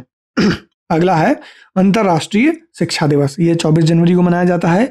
AI and education preserving human agency in a world of automation, यह इसका मुख्य विषय है। फिर अंतर्राष्ट्रीय प्रवासी दिवस, वो प्रवासी पक्षी दिवस था जो हमने देखा था, अब ये प्रवासी दिवस, ये 18 दिसंबर को मनाया जाता है। इसका मुख्य विषय है honouring the contribution of migrants and respecting their rights. अंतर्राष्ट्रीय पर्वत दिवस, यह 11 दिसंबर को मनाया जाता है और इसका मुख्य विषय है एक सतत भविष्य के लिए पर्वतीय समाधान, नवाचार, अनुकूलन और युवा। अंतर्राष्ट्रीय भ्रष्टाचार निरोध दिवस, यह 9 दिसंबर को मनाया जाता है। Uniting with youth against corruption shaping tomorrow integrity, यह अंतर्राष्ट्रीय भ्रष्टाचार निरोध दिवस का जो मुख्य विषय है वो था। अगला है विश्व शौचालय दिवस, अब यह 19 नवंबर को मनाया जाता है। Toilet a place for piece, यह इसका विषय था। फिर विश्व खाद्य दिवस, यह 2024 का है, इसको आप चाहें तो ना भी याद रखें। फिर अंतर्राष्ट्रीय बालिका दिवस, यह 2024 का है। गर्ल्स विजन फॉर फ्यूचर, विश्व शिक्षक दिवस, ये 5 अक्टूबर को आया था। Valuing teacher voices toward a new social contract for education. फिर विश्व हृदय दिवस, ये 29 सितंबर को मनाया जाता है, इसका विषय है यूज हार्ट फॉर एक्शन। अगला है पर्यटन दिवस, ये 27 सितंबर को मनाया जाता है, विश्व पर्यटन दिवस, और इसका है मुख्य विषय पर्यटन और शांति। फिर विश्व समुद्री दिवस, ये 26 सितंबर को मनाया जाता है, navigating the future safety first. फिर अंतर्राष्ट्रीय शांति दिवस, यह 21 सितंबर को मनाया जाता है, भारत की संस्कृति का विकास। अब आगे आते हैं, अगला है ओजोन परत के लिए संरक्षण के लिए अंतर्राष्ट्रीय दिवस यानी विश्व ओजोन दिवस। ये जरूर याद रखिएगा, ये मोस्ट इंपॉर्टेंट है। ये 16 सितंबर को मनाया जाता है। Montreal protocol advancing climate action. फिर अंतर्राष्ट्रीय लोकतंत्र दिवस, यह 15 सितंबर को मनाया जाता है। Ensuring effective governance of AI at all levels, ये इसका मुख्य विषय। राष्ट्रीय खेल दिवस, यह 29 अगस्त 2024 को मनाया गया था, यानी 29 अगस्त को मनाया जाता है, और यह दिवस हॉकी के जो जादूगर हैं मेजर ध्यानचंद, उनकी जयंती पर मनाया जाता है, इसलिए इंपॉर्टेंट हो जाता है। फिर है पहला राष्ट्रीय अंतरिक्ष दिवस, यह 23 अगस्त को मनाया जाता है। Touching lives while touching the moon, India's space saga, यह इसका मुख्य विषय था। फिर जो है हेपेटाइटिस दिवस, जो कि लीवर से रिलेटेड एक बीमारी है, यह 28 जुलाई को मनाया जाता है, इट्स टाइम फॉर एक्शन। फिर मस्तिष्क दिवस 22 जुलाई को मनाया जाता है, ब्रेन हेल्थ एंड प्रिवेंशन। फिर शतरंज दिवस इसलिए इंपॉर्टेंट है इस बार क्योंकि डी गुकेश ने एक प्रतियोगिता को जीता है, तो इस वजह से 20 जुलाई को शतरंज दिवस मनाया जाता है, सतत विकास के लिए शतरंज, यह इसका मुख्य विषय है। अगला है विश्व युवा कौशल दिवस, यह 15 जुलाई को मनाया जाता है, शांति और विकास के लिए युवा कौशल। अगला है विश्व जनसंख्या दिवस, 11 जुलाई को मनाया जाता है, to leave no one behind count everyone, ये इसका मुख्य विषय है। फिर अगला है अंतर्राष्ट्रीय सहकारिता दिवस, अंतर्राष्ट्रीय सहकारिता दिवस 6 जुलाई को मनाया जाता है, और यह दिवस जो है प्रतिवर्ष जुलाई माह के प्रथम शनिवार को मनाया जाता है। जैसे हमने एक देखा था ना कि साल में 2 बार मनाया जाता था, अक्टूबर और मई के दूसरे शनिवार को। तो मुख्य विषय जो है सहकारिताएं सभी के लिए बेहतर भविष्य का निर्माण करती हैं, यह इसका विषय है। इसके अलावा अन्य प्रमुख वर्ष और दिवस दिए हैं 2 पेजों में।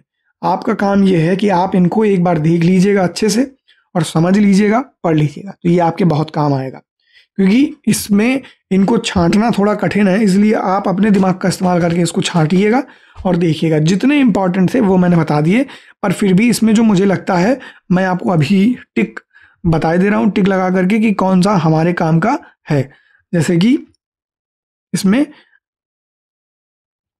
पहला है विश्व अंतर्राष्ट्रीय खेल दिवस, फिर है विश्व साइकिल दिवस, विश्व दुग्ध दिवस, फिर हिंदी का पत्रकारिता दिवस, और फिर इसके बाद माउंट एवरेस्ट का दिवस अगर याद रखना चाहें तो याद रख सकते हैं, विश्व भूख दिवस, फिर विश्व फुटबॉल दिवस, और इसके बाद अंतर्राष्ट्रीय विश्व थैलीसीमिया दिवस को याद रख सकते हैं, विश्व पशु चिकित्सा दिवस को याद रख सकते हैं।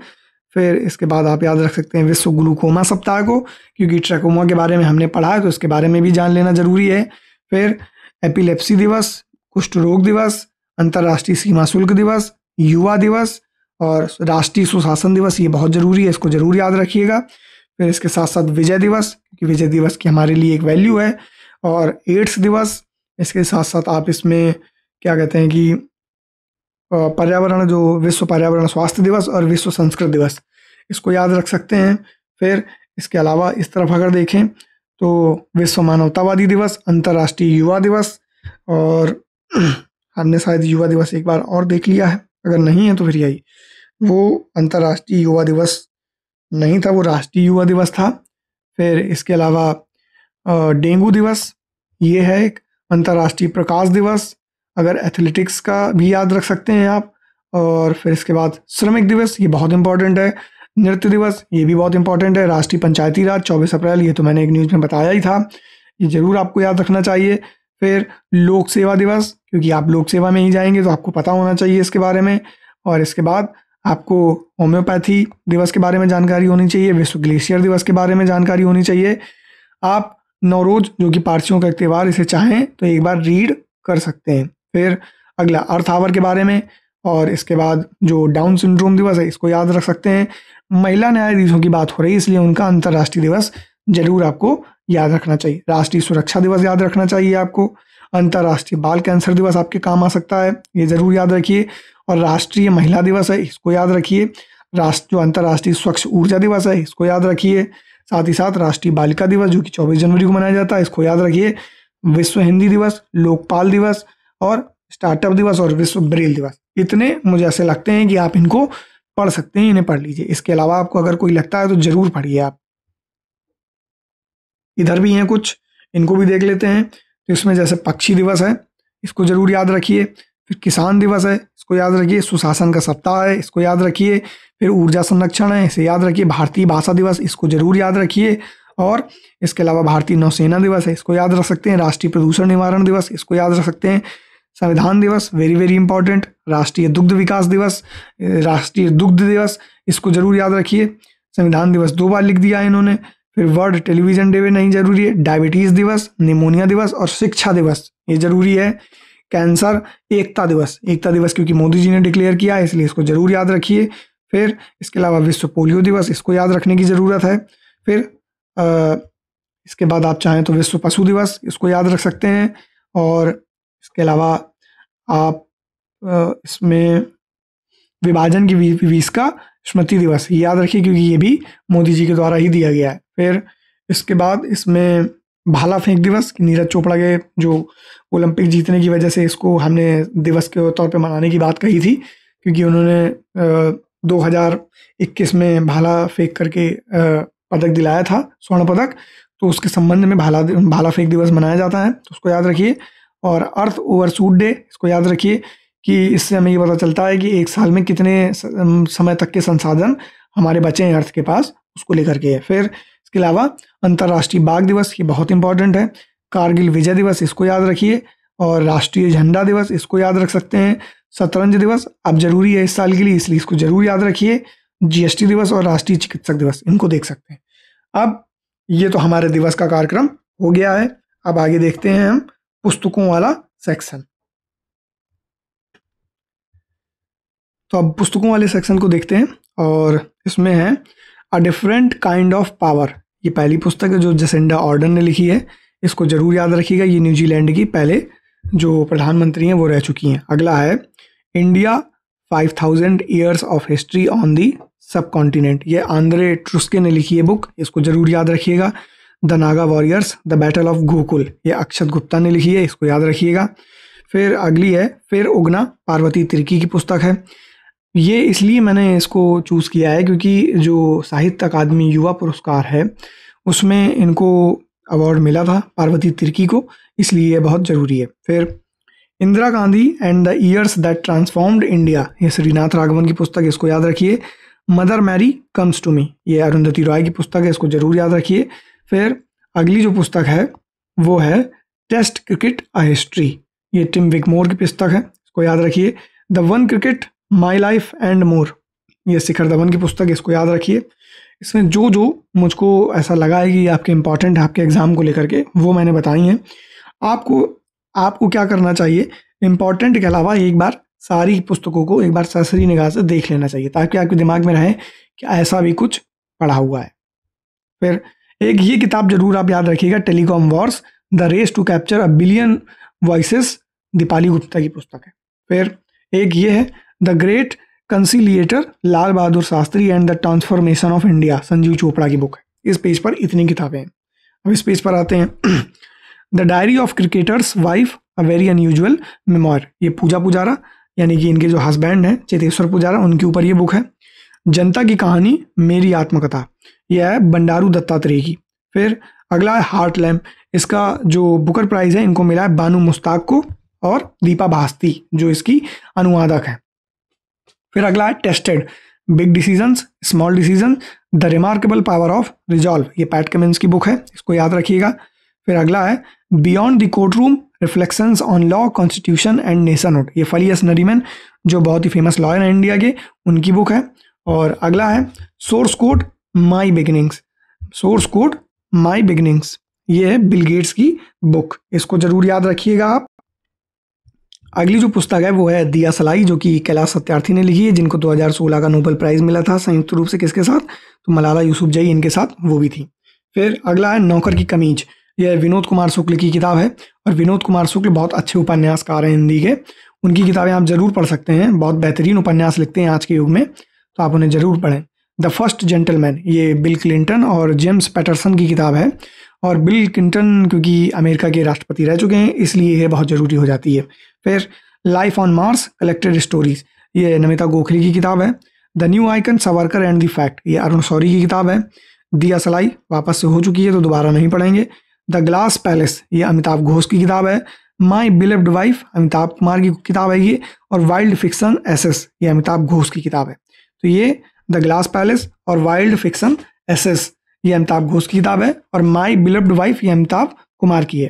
फिर अगला है how India scaled mount G20 the inside story of the G20 presidency, ये अमिताभ कांत की है, जो इसके सिरपा भी बने थे G20 के, और इन्होंने G20 में बहुत बड़ी भूमिका निभाई थी, और उसी को बेस बनाकर इन्होंने G20 भरी एक बुक लिखी है। अगला है stumped life behind and beyond the 22 yards, ये सैयद किरमानी की किताब है, जो कि 1983 में जो हमारा वर्ल्ड कप हम जीते थे उसमें कप्तान जो थे कपिल देव थे, उसमें सैयद किरमानी भी एक थे, तो इसलिए इनकी किताब, और ये अपने आप में एक इम्पॉर्टेंट व्यक्ति बन जाते हैं। Bring it on the incredible story of my life, ये दीपा मलिक की बुक है। वाई इज दिस हिंदू राष्ट्र, ये सीताराम येचुरी की है, हाल ही में इनका निधन हुआ है इसलिए ये हमारे लिए इम्पॉर्टेंट हो जाती हैं इनकी किताबें। और the fight for Republic reflection on culture media science, ये भी सीताराम येचुरी की 3 किताबें। फिर Tipu Sultan the saga of मैसूर्स इंट्रगनम, यह है विक्रम संपत की किताब। फिर लौह पुरुष सरदार वल्लभ भाई पटेल का जीवन परिचय, यह राकेश कुमार शर्मा ने लिखी है इसलिए इंपॉर्टेंट है।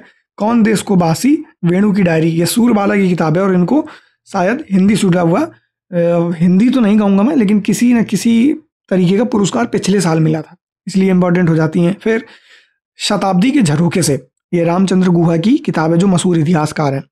होप द ऑटोबायोग्राफी, ये पोप फ्रांसिस की बुक है जिसका अनुवाद रिचर्ड डिक्सन ने किया है इसलिए बहुत इंपॉर्टेंट है, और हाल ही में इनका निधन भी हुआ है। फिर अगले पोप लियो 14वें हैं।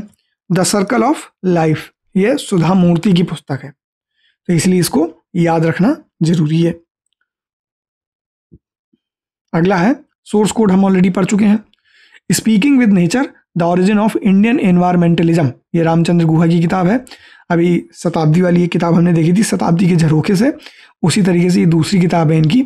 अगली है विटनेस, साक्षी मलिक और जोनाथन सेल्वराज। फिर अगली है nexus a brief history of information networks from the stone age to AI, यह यूएल नोआ हेरारी की है, जिन्होंने बहुत अच्छी अच्छी किताबें लिखी हैं, होमोडेयस और होमोसेपियंस नाम की इनकी बहुत प्रसिद्ध किताबें हैं, तो इसलिए ये बहुत इंपॉर्टेंट हो जाता है इनको याद रखना।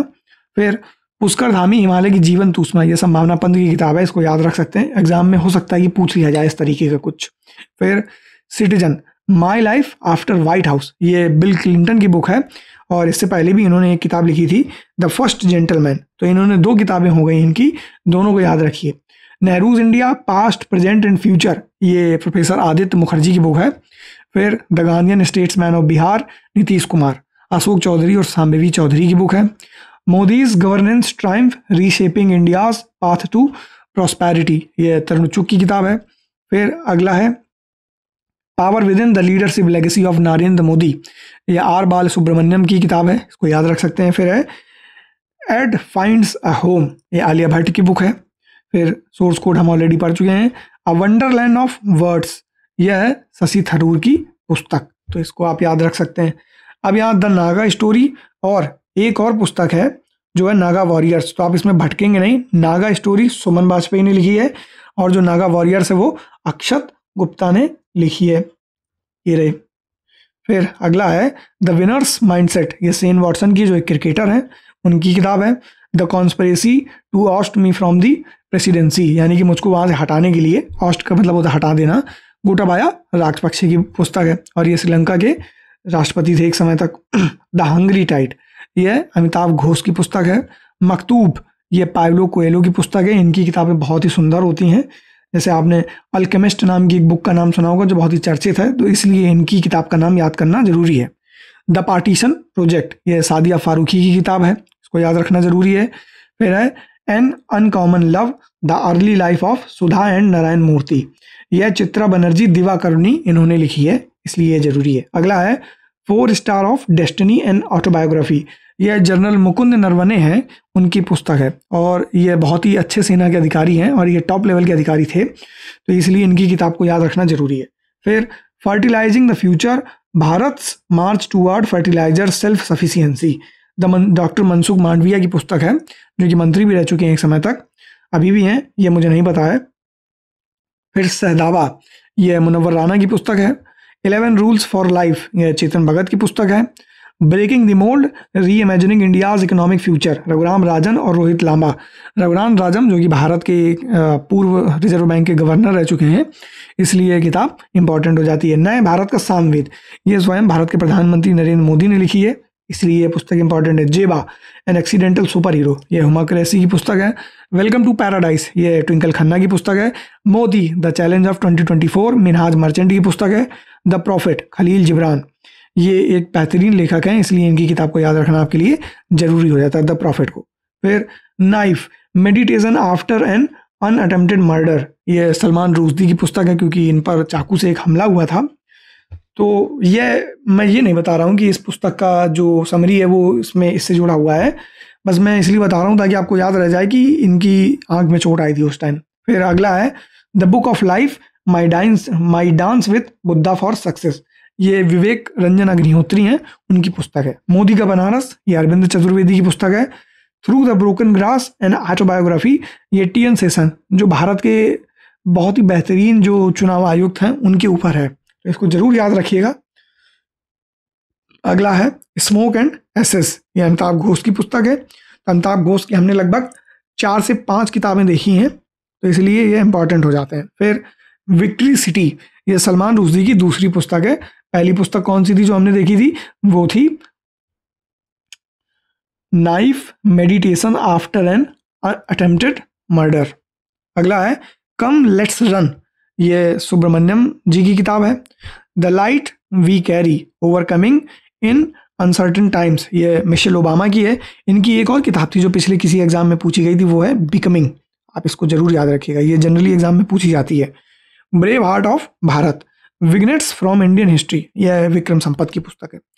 तो इस हिसाब से हमने अपना पुस्तकों वाला सेक्शन भी कवर कर लिया है।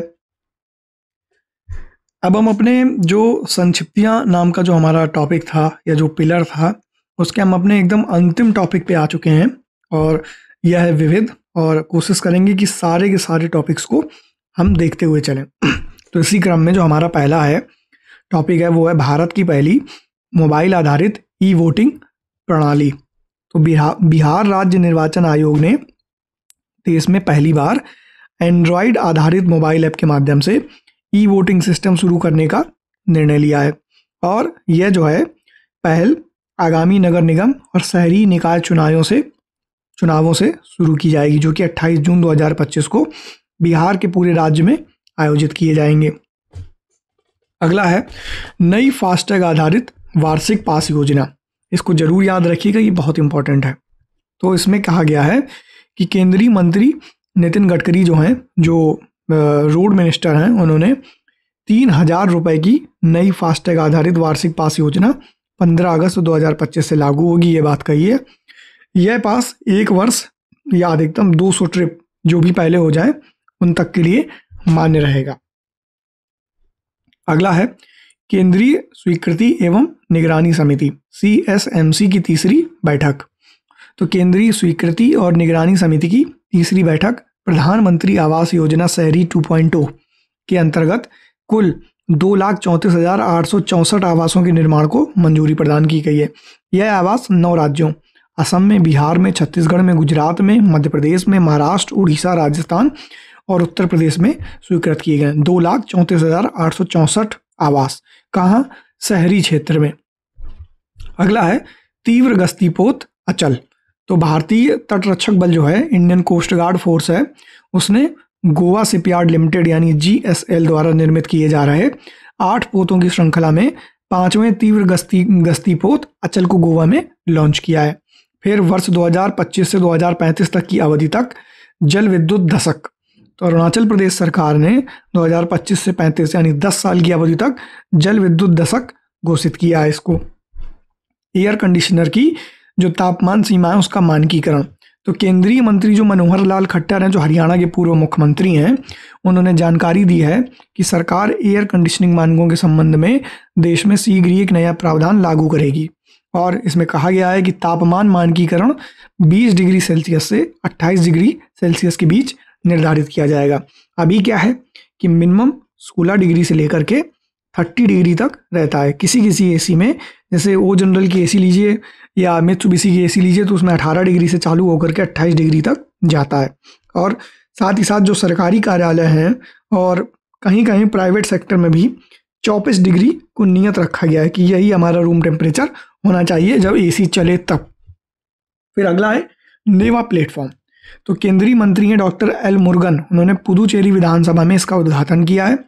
और यह एक परिवर्तनकारी पहल है जो कागज रहित विधायी प्रणाली को सक्षम बनाती है, यानी पेपरलेस बनाया गया है नेवा। ये पेपरलेस एक पहल है। अगला है भारत का पहला अंडर वाटर म्यूजियम और कृत्रिम मूंगा चट्टान। तो महाराष्ट्र के सिंधुदुर्ग जिले में वेंगुर्ला में निवती रॉक्स के पास सेवा मुक्त युद्धपोत INS गुलदार के आसपास भारत का पहला अंडर वाटर म्यूजियम और कृत्रिम मूंगा चट्टान विकसित किया जा रहा है। फिर महाराष्ट्र के जो मुख्यमंत्री हैं देवेंद्र फडणवीस ने इस परियोजना की शुरुआत की है और केंद्रीय पर्यटन मंत्रालय ने इस परियोजना के लिए 46.91 करोड़ रुपए मंजूर किए हैं। अब सिंधुदुर्ग जिले जो महाराष्ट्र में पड़ता है उसमें वेंगुर्ला में निवती रॉक्स के पास सेवा मुक्त एक युद्धपोत है INS गुलदार। उसके आसपास भारत का पहला अंडर वाटर म्यूजियम और कृत्रिम मूंगा चट्टान विकसित की जाएगी।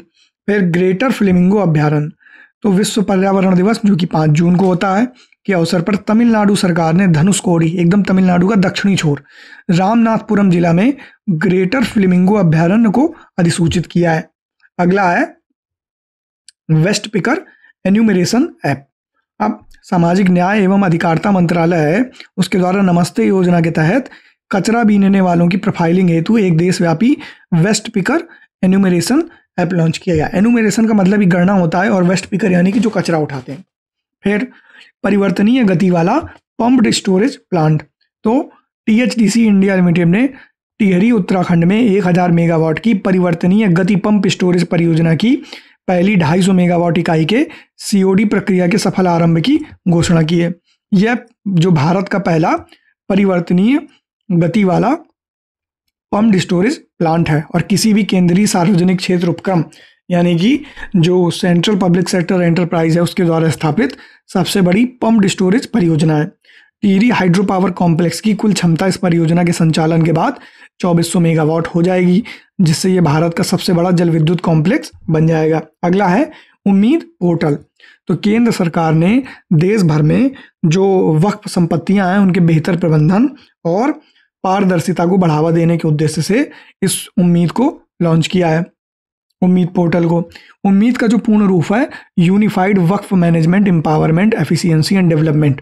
यह हमने राष्ट्रीय परिदृश्य में भी जब वक्फ वाला टॉपिक पढ़ा था, वक्फ संशोधन अधिनियम, उसमें इसको पढ़ा था। अगला है कुमराम भीम संरक्षण रिजर्व। तो तेलंगाना सरकार ने एक आदेश जारी करते हुए कहा है कि जो कवल टाइगर रिजर्व है, जो तेलंगाना में एकमात्र टाइगर रिजर्व है, उसको महाराष्ट्र के तड़ोबा अंधारी टाइगर रिजर्व से जोड़ने वाले टाइगर कॉरिडोर क्षेत्र को कुमराम भीम संरक्षण रिजर्व घोषित किया गया। यानी कि कंवल टाइगर रिजर्व और तड़ोबा अंधेरी टाइगर रिजर्व, इनके बीच में एक कुमराम भीम जो संरक्षण रिजर्व है, इसको बनाने की बात कही गई है, इसको घोषित किया गया है। अगला है संयुक्त राष्ट्र सुरक्षा परिषद के नए अस्थायी सदस्य। तो 3 जून 2025 को 5 देश लाटविया, बहरीन, कोलंबिया, लाइबेरिया और कॉन्गो लोकतांत्रिक गणराज्य, इनको 1 जनवरी 2026 से 31 दिसंबर 2027 यानी कि 2 वर्ष के लिए संयुक्त राष्ट्र सुरक्षा परिषद यूएनएससी के नए अस्थायी सदस्य के रूप में चुना गया है। लाटविया जो है पहली बार सुरक्षा परिषद के लिए चुना गया है। फिर अगला है भारत जन, इसे हमने पहले भी पढ़ रखा है, फिर भी देख लेते हैं कि केंद्रीय मंत्री जो जितेंद्र सिंह है, उन्होंने भारत जन नामक भारत के अपने पहले तरीके के स्वदेशी रूप से विकसित और सरकारी वित्त पोषित multi modal large language model का शुभारंभ किया है। एक ये लार्ज लैंग्वेज मॉडल है जो कि कंप्यूटर की दुनिया में बहुत चर्चित है, जैसे कि आपने एक सुना होगा SQL, ये एक लार्ज लैंग्वेज मॉडल है 5th जनरेशन का। उसी तरीके से multi modal large language model का शुभारंभ इन्होंने किया जिसका नाम है भारत जेन। अगला है Dhruva, digital hub for reference and unique virtual address नीति। तो डाक विभाग द्वारा इस नीति के दस्तावेज का विमोचन किया गया है। देश में एक मानकीकृत जियो कोडेड प्रणाली स्थापित करना जिससे सार्वजनिक और निजी सेवाओं की डिलीवरी में सुधार हो सके। तो अभी तक क्या था कि जो कोड थे, पिन कोड थे, वो जारी किए जाते थे हर एक जिले के लिए, हर एक क्षेत्र के लिए। अभी इन्होंने क्या किया है, डिजिटल पिन कोड जारी किया है, इस बारे में बात बताई गई है। अगला है भारत को रिंडर पेस्ट वायरस है, कैटल प्लेग जिसको कहते हैं, उसके नियंत्रण हेतु वैश्विक मान्यता दी गई है। पेरिस में जो विश्व पशु स्वास्थ्य संगठन है, उसके 92वें सत्र में इंडियन काउंसिल एग्रीकल्चर रिसर्च के राष्ट्रीय उच्च सुरक्षा पशु रोग संस्थान यानी कि NIHSAD भोपाल को विश्व पशु स्वास्थ्य संगठन यानी WAH और खाद्य एवं कृषि संगठन FAO द्वारा category A rinder paste holding facility के रूप में मान्यता दी गई है।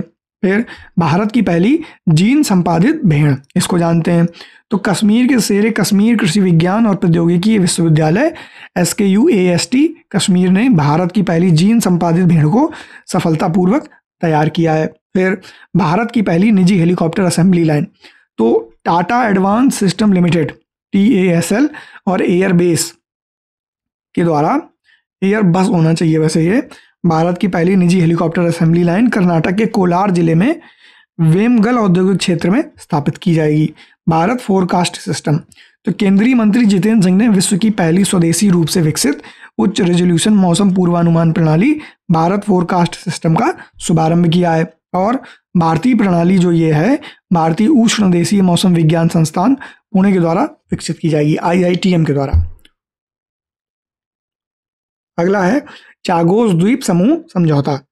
तो ब्रिटिश सरकार ने चागोस द्वीप समूह पर संप्रभुता मॉरिशस को हस्तांतरित करने के समझौते को अंतिम रूप देते हुए संसद में प्रस्तुत किया है। और ब्रिटेन के प्रधानमंत्री जो सर कीर स्टारमर हैं, उन्होंने मॉरिशस के साथ ऐतिहासिक समझौते पर हस्ताक्षर किए हैं। और इसी के साथ जो चागोस द्वीप समूह है उसकी संप्रभुता मॉरिशस को दी जाएगी, लेकिन डिएगो गार्सिया द्वीप पर UK और अमेरिका का संयुक्त सैन्य अड्डा अगले 100 वर्षों यानी 99 वर्षों की लीज पर यथावत बना रहेगा। अगला है गोल्डन डोम मिसाइल रक्षा कवच की योजना।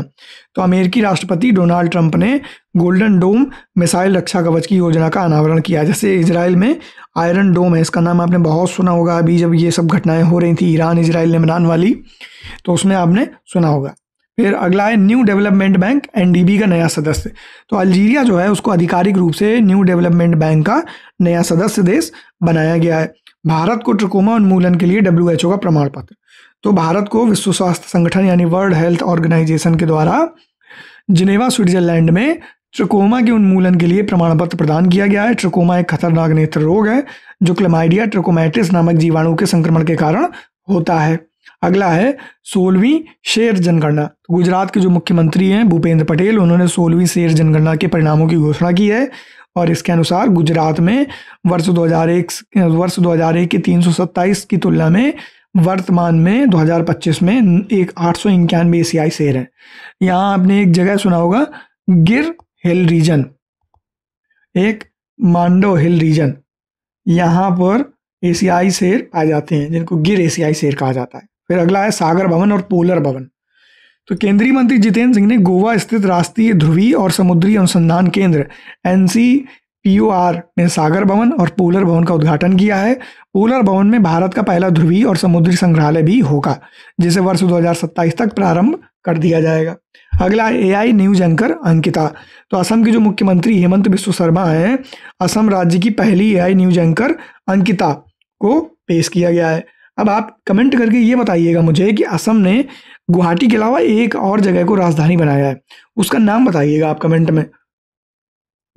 अगला है EOS 09। तो आंध्र प्रदेश के सतीश धवन अंतरिक्ष केंद्र यानी सार, जो कि श्रीहरिकोटा में पड़ता है, उससे PSLV C61 रॉकेट के माध्यम से पृथ्वी अवलोकन उपग्रह EOS 9 को प्रक्षेपित किया है, लेकिन रॉकेट में खराबी आने के कारण यह प्रक्षेपण विफल रहा। अगला है विश्व का पहला मानव मूत्राशय प्रत्यारोपण। तो कैलिफोर्निया में विश्व का पहला मानव मूत्राशय प्रत्यारोपण सफलतापूर्वक किया गया है। यह ऐतिहासिक सर्जरी रोनाल्ड रीगन कैलिफोर्निया विश्वविद्यालय में लॉस एंजलिस में के मेडिकल सेंटर में संपन्न की गई है।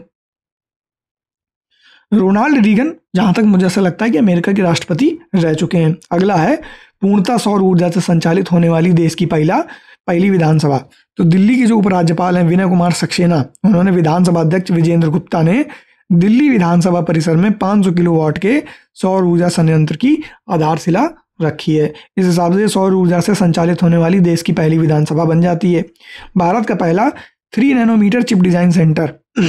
केंद्रीय मंत्री अश्विनी वैष्णव ने नोएडा और बेंगलुरु भारत के पहले 3 नैनोमीटर चिप डिजाइन सेंटर का उद्घाटन किया। कहाँ? तो नोएडा में किया है और बेंगलुरु में किया है। जो ये नैनोमीटर की बात है ना, 10⁻⁹ × 3, इसके अंदर ट्रांजिशंस की एक पूरी की पूरी संरचना को बनाया जाता है, जिससे यह जो चिप है बैटरी एफिशिएंट, पावर एफिशिएंट होती है पूरी तरीके से और काम करने में बहुत तेज होती है। इसलिए इसकी बात बहुत ज़्यादा चल रही है। और हमने एक राष्ट्रीय परिदृश्य के एक टॉपिक में ये भी देखा था कि भारत क्या है कि जो 5 से 8 मीटर की नैनो चिप्स हैं उनको तो बना रहा है, लेकिन उससे कम की जो नैनोमीटर की चिप है उनको नहीं बना पा रहा है। तो उसके लिए भी भारत ने एक नीति चालू की है। फिर यह दोनों अत्याधुनिक डिजाइन सुविधाएं रेनसास इलेक्ट्रॉनिक इंडिया प्राइवेट लिमिटेड द्वारा स्थापित की गई हैं। फिर सीमेंट हेतु CCU टेस्ट बेड का पहला क्लस्टर। विज्ञान एवं प्रौद्योगिकी विभाग DST department science and technology, Bharat सरकार ने राष्ट्रीय प्रौद्योगिकी दिवस के अवसर पर, जो कि 11 मई को होता है, सीमेंट उद्योग हेतु 5 कार्बन कैप्चर और उपयोग परीक्षण केंद्रों का अनावरण किया है। यह कार्बन उत्सर्जन को कम करने के लिए अपनी तरह का पहला अनुसंधान और नवाचार क्लस्टर है। अब ये कहाँ है? तो वल्लभगढ़ हरियाणा में, IIT कानपुर और JSW सीमेंट के मध्य एक समझौता IIT कानपुर में, IIT बॉम्बे और डालमिया सीमेंट मुंबई में, और CSIR, IIP, IIT तिरुपति और IISc इनके मध्य हुआ है। फिर JSW सीमेंट भी इसी में है। फिर IIT मद्रास और बिट्स पिलानी गोवा और अल्ट्राटेक सीमेंट के मध्य में यह 5 CCU टेस्ट बेड स्थापित किए गए हैं। फिर भारत का पहला ट्रांसमीडिया एंटरटेनमेंट शहर, उसको देखते हैं। तो आंध्र प्रदेश के जो मुख्यमंत्री हैं चंद्रबाबू नायडू, उन्होंने भारत के पहले ट्रांसमीडिया एंटरटेनमेंट शहर क्रिएटर लैंड के शुभारंभ की घोषणा की है। जैसे कि डिज्नीलैंड आपने सुना होगा, उसी तरीके से इन्होंने क्रिएटर लैंड की शुभारंभ की घोषणा की है। फिर 5 नए भारतीय प्रौद्योगिकी संस्थानों के विस्तार को मंजूरी। पहला है आंध्र प्रदेश में IIT तिरुपति, केरल में IIT पलक्कड़, छत्तीसगढ़ में IIT भिलाई और जम्मू कश्मीर में IIT जम्मू, कर्नाटक में IIT धारवाड़। और ये राज्यों और केंद्र शासित में स्थापित 5 नए IIT की शैक्षणिक और बुनियादी ढांचे की क्षमता चरण B के निर्माण के विस्तार को मंजूरी दी गई है। और 4 वर्षों की अवधि में, यानी कि 25 से 29 की अवधि में 11,828 करोड़ रुपए की लागत से इनको बनाया जाएगा। कहाँ? तो आंध्र प्रदेश में IIT तिरुपति, केरल में IIT पलक्कड़, छत्तीसगढ़ में IIT भिलाई, जम्मू और कश्मीर में IIT जम्मू, कर्नाटक में IIT धारवाड़, ये जगह है। फिर 2 दुर्लभ आयुर्वेदिक पांडुलिपियां पुनर्जीवित। अब वो कौन सी हैं उनके बारे में जानते हैं।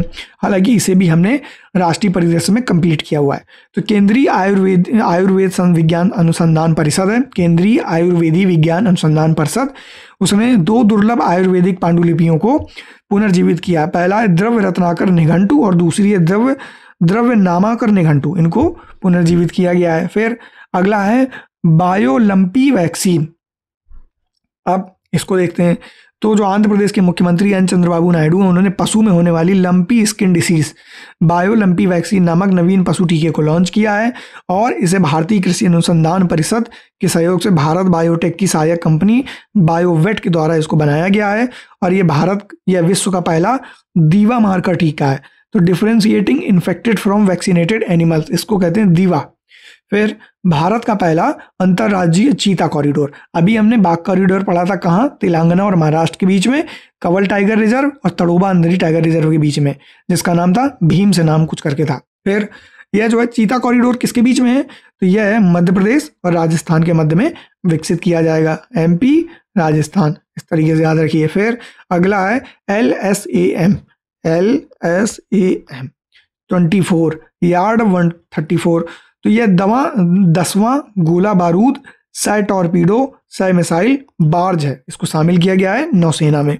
इसे शामिल करने के लिए समारोह नौसेना डॉकयार्ड मुंबई में आयोजित किया गया था। किसको, LSAM 24 यार्ड 134 को।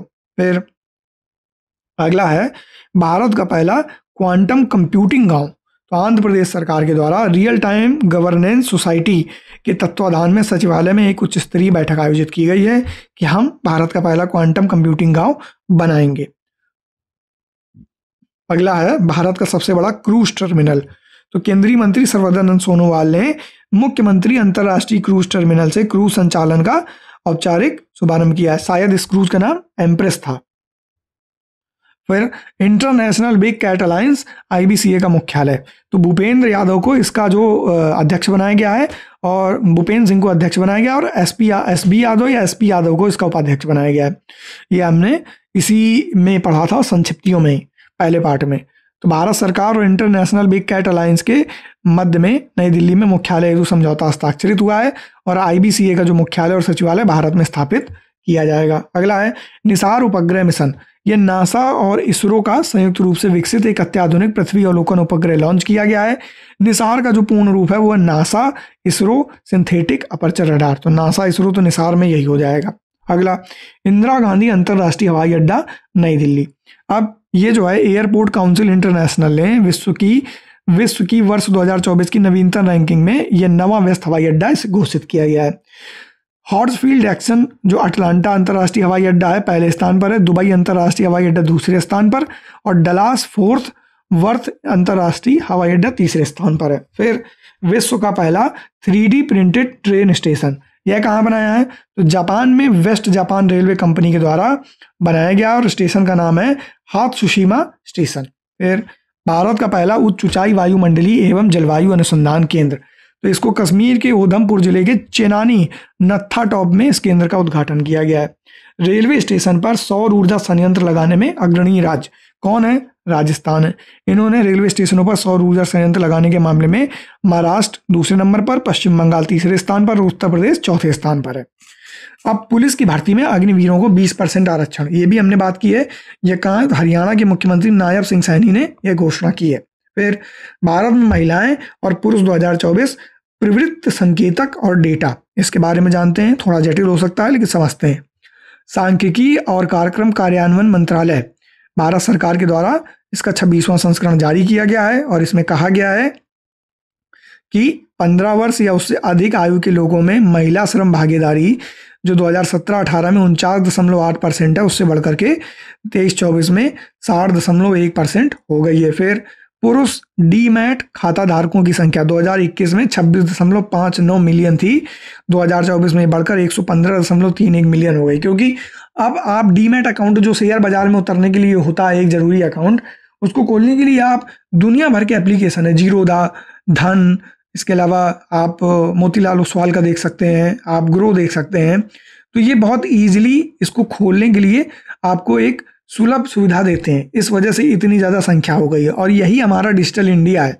और इसी अवधि के दौरान महिला डीमैट खातों की जो संख्या है वो 6.67 मिलियन से बढ़कर 27.71 मिलियन हो गई है। फिर आगे कहा गया है कि 2024 में जो कुल मतदाताओं की संख्या थी वो बढ़कर 978 मिलियन हो गई है। महिला मतदाता पंजीकरण में भी उल्लेखनीय वृद्धि हुई है और 2024 में पहली बार महिला मतदाता दर जो है पुरुषों से अधिक रही है, यानी कि निर्वाचन के समय महिला मत देने ज़्यादा गई हैं। अगला है नया पंबन रेल पुल, इसको देखते हैं। तो प्रधानमंत्री नरेंद्र मोदी के द्वारा रामेश्वरम तमिलनाडु में इस पुल का उद्घाटन किया गया है। ये पहला वर्टिकल लिफ्ट समुद्री पुल है। वर्टिकल लिफ्ट जैसे ये ऐसा पुल बना है बीच से, ये पुल ऊपर की ओर इस तरीके से उठ जाएगा। फिर यह जो पुल है ये 2.8 किलोमीटर लंबा, और यह पुल रामेश्वरम को मुख्य भूमि से जोड़ता है।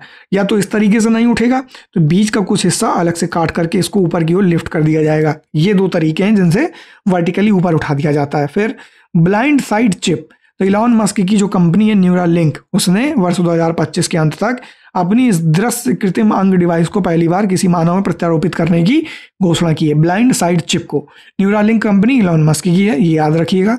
Star air India aviator revenue management system का उपयोग करने वाली पहली भारतीय एयरलाइन बनी है। विश्व का दूसरा सबसे बड़ा चाय निर्यातक, भारतीय चाय बोर्ड के जो आंकड़े हैं उनके अनुसार भारत वर्ष 2024 में रिकॉर्ड 255 मिलियन किलोग्राम चाय निर्यात के साथ श्रीलंका को पीछे छोड़कर विश्व का दूसरा सबसे बड़ा चाय निर्यातक देश बना है। केन्या है शीर्ष चाय निर्यातक देश है। ये अफ्रीका कॉन्टिनेंट में पड़ता है, 0 डिग्री के आसपास का देश है। अब 0 डिग्री यानी कि विषुवत रेखा। फिर वरिष्ठ नागरिक आयोग स्थापित करने वाला देश का पहला राज्य कौन है? केरल बना है। फिर DigiOne फॉरेस्ट स्टैक ऐप, तो मुख्यमंत्री जो राजस्थान के हैं भजनलाल शर्मा, उन्होंने नवीनतम IT तकनीक का उपयोग करते हुए यह ऐप लॉन्च किया है। यह देश का पहला DigiOne फॉरेस्ट स्टैक ऐप है। फिर फायरसेट उपग्रह, गूगल के द्वारा इस उपग्रह का पहला प्रक्षेपण सफलतापूर्वक किया गया है, और यह उपग्रह कृत्रिम बुद्धिमत्ता AI आर्टिफिशियल इंटेलिजेंस की मदद से वनाग्नि यानी कि वन में लगने वाली आग की पहचान करने और उनका पता लगाने के लिए डिजाइन किया गया है। फिर कांगेर घाटी, कांगेर कहाँ है? छत्तीसगढ़ में। कांगेर घाटी राष्ट्रीय उद्यान, छत्तीसगढ़ के बस्तर जिले के जगदलपुर में स्थित यह राष्ट्रीय उद्यान पहली बार यूनेस्को की विश्व धरोहर स्थलों की सूची में, अस्थायी सूची में प्राकृतिक श्रेणी के अंतर्गत शामिल किया गया है, और छत्तीसगढ़ राज्य का पहला स्थान है जिसे इस प्रतिष्ठित सूची में जगह मिली है। फिर अगला है असम सैट उपग्रह। असम सरकार के द्वारा सामाजिक आर्थिक परियोजनाओं और सीमा की निगरानी के लिए डेटा एकत्र करने हेतु इस उपग्रह को प्रक्षेपित करने की योजना की घोषणा की गई है, और इस पहल के साथ असम अपना पहला उपग्रह लॉन्च करने वाला भारत का पहला राज्य बन जाएगा। यानी कि कोई एक स्टेट अपना पहला सैटेलाइट लॉन्च करेगा, वो असम होगा। संयुक्त राज्य अमेरिका की आधिकारिक भाषा, तो डोनाल्ड ट्रंप ने अंग्रेजी को देश की आधिकारिक भाषा के रूप में नामित करने वाला आदेश पर हस्ताक्षर किए। भारत की पहली हाइड्रोजन ट्रेन, तो जींद से सोनीपत हरियाणा रूट पर यह परिचालित है, और यह ट्रेन जो है चेन्नई स्थित जो इंटीग्रल कोच फैक्ट्री है जिसने वंदे भारत भी बनाई है, वही इसको निर्मित करेगी, ये बात कही गई है। अगला है International Organization of Aids to Marine Navigation, IALA। अब भारत सिंगापुर में संगठन की पहली आम सभा में संगठन का उपाध्यक्ष चुना गया है। भारत का पहला open air art wall museum, यह कहाँ है? तो नई दिल्ली के मौसम भवन में इसका उद्घाटन किया गया है। अगला डोकरा संस्कृति, इसको जरूर जानते हैं, ये बहुत इंपॉर्टेंट है। आदिलाबाद और डोकरा ये 2 संस्कृतियां हैं तेलंगाना और छत्तीसगढ़ की। आदिलाबाद तेलंगाना की है और छत्तीसगढ़ में डोकरा। तो यह जो कलाकृति है फ्रांस के राष्ट्रपति इमैनुअल मैक्रो को फ्रांस यात्रा के दौरान प्रधानमंत्री नरेंद्र मोदी ने दी है जब अभी गए थे। और डोकरा कला छत्तीसगढ़ की एक प्रसिद्ध धातु ढलाई परंपरा से जुड़ी हुई है। मत्स्य 6000, भारत की इस चौथी पीढ़ी की मानव वैज्ञानिक पनडुब्बी का पानी के अंदर सफलतापूर्वक परीक्षण किया गया है। यह भारत की चौथी पीढ़ी की मानव वैज्ञानिक पनडुब्बी है जिसका पानी के अंदर सफलतापूर्वक परीक्षण किया गया है, जिसका नाम है मत्स्य 6000। फिर भारत का पहला स्वदेशी स्वचालित बायोमेडिकल अपशिष्ट उपचार संयंत्र, यह कहाँ है? तो एम्स नई दिल्ली में इसका उद्घाटन हुआ है। इसका नाम है सृजनम, इस संयंत्र का क्या नाम है? सृजनम। फिर इन विट्रो फर्टिलाइजेशन तकनीक से तैयार पहला कंगारू भ्रूण। अब ऑस्ट्रेलियाई जो वैज्ञानिक हैं, क्योंकि कंगारू जो है ऑस्ट्रेलिया में सबसे ज़्यादा पाया जाता है, तो ऑस्ट्रेलियाई वैज्ञानिकों के द्वारा इसको तैयार किया गया है। डॉक्टर एंड्रेस गैम्बिनी के नेतृत्व में क्वींसलैंड विश्वविद्यालय के शोधकर्ताओं की एक टीम ने इसको सफलतापूर्वक तैयार किया है। फिर अगला है दक्षिण तटीय रेलवे जोन, तो विशाखापत्तनम में प्रस्तावित रेलवे जोन के निर्माण के संबंध में पूर्व के निर्णय में आंशिक संशोधन को मंजूरी प्रदान की गई है। अब इसमें कहा गया है कि नए दक्षिण तटीय रेलवे जोन के तहत वॉल्टियर मंडल का नाम बदलकर विशाखापत्तनम मंडल रखा जाएगा। और दूसरा जो भाग है ईस्ट कोस्ट रेलवे, उसके तहत नए मंडल में दूसरे भाग को ईस्ट कोस्ट रेलवे के तहत एक नए मंडल के रूप में बदला जाएगा, जिसका मुख्यालय रायगढ़ उड़ीसा में होगा। तो ईस्ट कोस्ट रेलवे को नए मंडल के तौर पे बनाया जाएगा। रायगढ़ उड़ीसा में इसका मुख्यालय होगा। और जो दक्षिण तटीय रेलवे जोन है उसको वोल्टेयर मंडल का नाम बदलकर विशाखापत्तनम मंडल रखा जाएगा। जोमेटो का नया कॉर्पोरेट नाम, और जोमेटो का जो नया कॉर्पोरेट नाम है वो इटर्नल लिमिटेड कर दिया है इन्होंने। अब अगर जोमेटो के विकीपीडिया पे आप जाओगे तो इटर्नल लिमिटेड इसकी पेरेंट कंपनी बन करके आएगी। ह्यूमन अफ्रीकन ट्रिपैनोसोमियासिस, यह WHO के द्वारा गिनी में इसके गैम्बियंस रूप को सार्वजनिक स्वास्थ्य समस्या के रूप में समाप्त कर दिए जाने के संबंध में घोषणा की गई है। माउंट तारानाकी मोंगा, न्यूजीलैंड की जो संसद है उसके द्वारा सर्वसम्मति से एक कानून इस पर्वत को व्यक्ति का दर्जा प्रदान किया गया है। ये जो पर्वत है इसको व्यक्ति का दर्जा दिया गया है माउंट तारानाकी को। फिर यूरोड्रोन कार्यक्रम, तो जो भारत है आधिकारिक रूप से पर्यवेक्षक राष्ट्र के रूप में यूरोड्रोन कार्यक्रम में शामिल हो गया है। अब चलते हैं भारत में उड़ने वाली पहली टैक्सी एयर टैक्सी के बारे में। तो बेंगलुरु में एक स्टार्टअप है सरला एविएशन, उसने भारत मोबिलिटी ग्लोबल एक्सपो में इसके प्रोटोटाइप शून्य का प्रदर्शन किया है एयर टैक्सी के। फिर अगला है अमूल्य और अक्षय, तो गोवा शिपयार्ड लिमिटेड द्वारा भारतीय तटरक्षक बल ICG के स्वदेशी रूप से डिजाइन और निर्मित यह 2 तेज गश्ती पोत यानी फास्ट पेट्रोल वेसल लॉन्च किए हैं। कौन? अमूल्य और अक्षय। कप्पड़, कोझिकोड और चाल कन्नूर समुद्र तटों को ब्लू फ्लैग प्रमाणन, तो केरल की ये जो दोनों समुद्र तट हैं कप्पड़ और चाल, कप्पड़ कहाँ है? कोझिकोड में, और चाल कहाँ है? कन्नूर में, इनको पर्यावरण और सुरक्षा के कड़े मानकों को पूरा करने के लिए प्रतिष्ठित ब्लू फ्लैग दिया गया है। फिर अगला है आधिकारिक सांख्यिकी के लिए बिग डेटा और डेटा साइंस पर संयुक्त राष्ट्र के विशेषज्ञों की समिति, भारत इसमें शामिल हुआ है, ये बात कही गई है।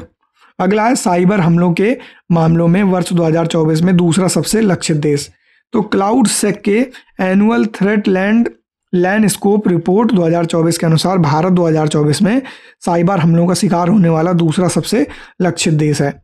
वर्ष 2024 में 95 साइबर हमले हुए हैं। इस रिपोर्ट के अनुसार संयुक्त राज्य अमेरिका 140 हमलों के साथ शीर्ष पर है, इजराइल 57 हमलों के साथ तीसरे स्थान पर है, भारत में 95 हमले हुए हैं। क्लाउड सेक की जो एनुअल थ्रेट लैंडस्केप रिपोर्ट 2024 है उसमें ये बात कही गई है कि नंबर 1 पर संयुक्त राज्य अमेरिका 140 हमलों के साथ, नंबर 2 पर भारत 95 साइबर हमले और इजराइल 57 हमलों के साथ तीसरे स्थान पर। अगला है विश्व का तीसरा सबसे बड़ा मेट्रो रेल नेटवर्क वाला देश, तो चीन और अमेरिका के बाद भारत ऐसा देश बन गया है जो तीसरा सबसे बड़ा मेट्रो रेल नेटवर्क रखता है। फिर 3 युद्धपोत राष्ट्र को समर्पित किए गए हैं। नौसेना डॉकयार्ड मुंबई में एक समारोह आयोजित होता है, उसमें 3 उन्नत नौसैनिक युद्धपोत INS सूरत, INS नीलगिरी, INS वाकसीर ये राष्ट्र को समर्पित किए गए हैं। पहली बार है जब 3 स्वदेशी रूप से निर्मित नौसैनिक युद्धपोत, विध्वंसक, फ्रिगेट और पनडुब्बी को एक साथ कमीशन किया गया है। अगला इन फ्लाइट वाईफाई सर्विस प्रदाता पहली एयरलाइन, तो भारत की जो प्रमुख ग्लोबल एयरलाइन है एयर इंडिया, उसने अपने घरेलू और अंतर्राष्ट्रीय उड़ानों पर एयरबस A350, बोइंग 7897 और चुनिंदा एयरबस A321 नेओ विमान पर वाईफाई इंटरनेट कनेक्टिविटी सुविधा की सेवा शुरू कर दी है देनी। भारत में तीसरे लॉन्च पैड की स्थापना, तो आंध्र प्रदेश के श्री हरिकोटा में सतीश धवन अंतरिक्ष केंद्र यानी SAR में इसकी स्थापना को मंजूरी दी जाएगी। 48 महीनों के अंदर इसका निर्माण कार्य पूरा किया जाएगा, ऐसा लक्ष्य रखा गया है। परियोजना में 3,984.86 करोड़ रुपए अनुमानित इसकी लागत है, जिसमें लॉन्च पैड बनेगा, संबंधित सुविधाओं की स्थापना भी की जाएगी। अगला है हिंडनबर्ग रिसर्च, इसको जरूर याद रखिएगा, बस ये रैंडमली डेटाबेस के तौर पे आ सकता है, बाकी तो नहीं आएगा। एक अमेरिकी फर्म है, संस्थापक नेथन एंडरसन के द्वारा अपनी इस रिसर्च कंपनी को बंद करने की घोषणा की है। इन्होंने भारत में कई सारी ऐसी कंपनियां, खासकर जो अडानी ग्रुप की कंपनीज हैं, उनको इन्होंने बहुत टारगेट किया था ताकि उसके शेयर करें तो बाजार जो है भारत का वो हड़बड़ा जाए। तो इस वजह से ये बहुत ही ज़्यादा चर्चा में रहे। हालांकि ये सब धोखाबाजी और जालसाजी बताया गया है और बाद में इन्होंने अपनी कंपनी को बंद कर दिया है। अब राष्ट्रीय हल्दी बोर्ड, तो इसमें कहा गया है कि नई दिल्ली में इसका शुभारंभ किया गया है। पल्ले गंगा रेड्डी को इस बोर्ड का प्रथम अध्यक्ष नियुक्त किया गया है और बोर्ड का मुख्यालय तेलंगाना के निजामाबाद में स्थापित किया गया है।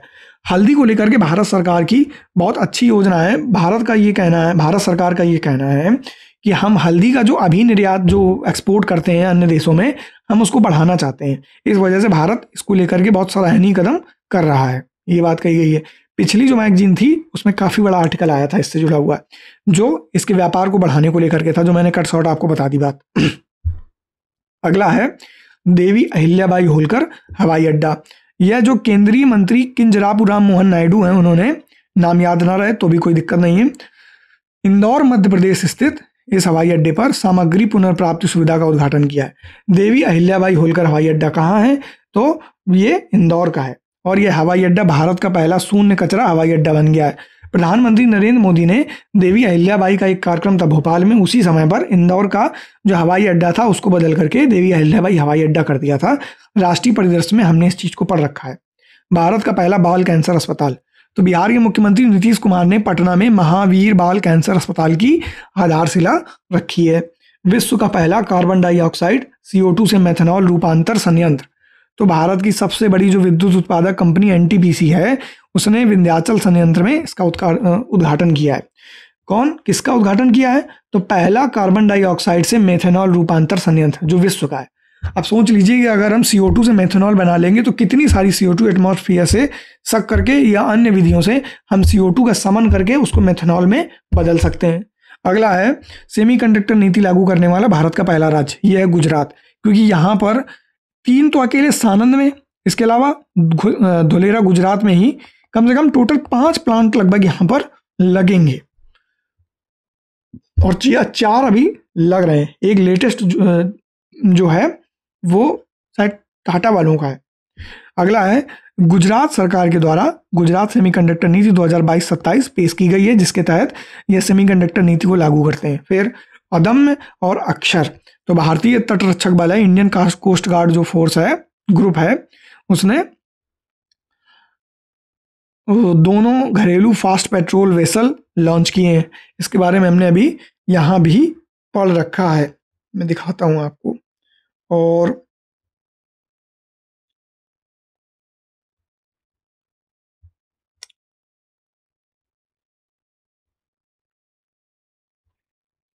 इसमें था, अभी मैंने अभी पढ़ा है, देख लीजिएगा आप लोग।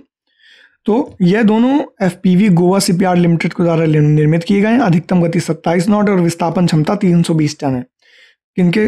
भारतीय तटरक्षक बल यानी इंडियन कोस्ट गार्ड, जो हमारा इंडियन कोस्ट गार्ड है, उनके लिए ये बनाए गए हैं। अगला रातापानी, रातापानी कहाँ है? मध्य प्रदेश में। ये एक वन्यजीव अभ्यारण्य है। राज्य वन्यजीव बोर्ड के द्वारा भोपाल के पास स्थित इस वन्यजीव अभ्यारण्य को राज्य का 8वां टाइगर रिजर्व भी घोषित करने की मंजूरी दी गई है।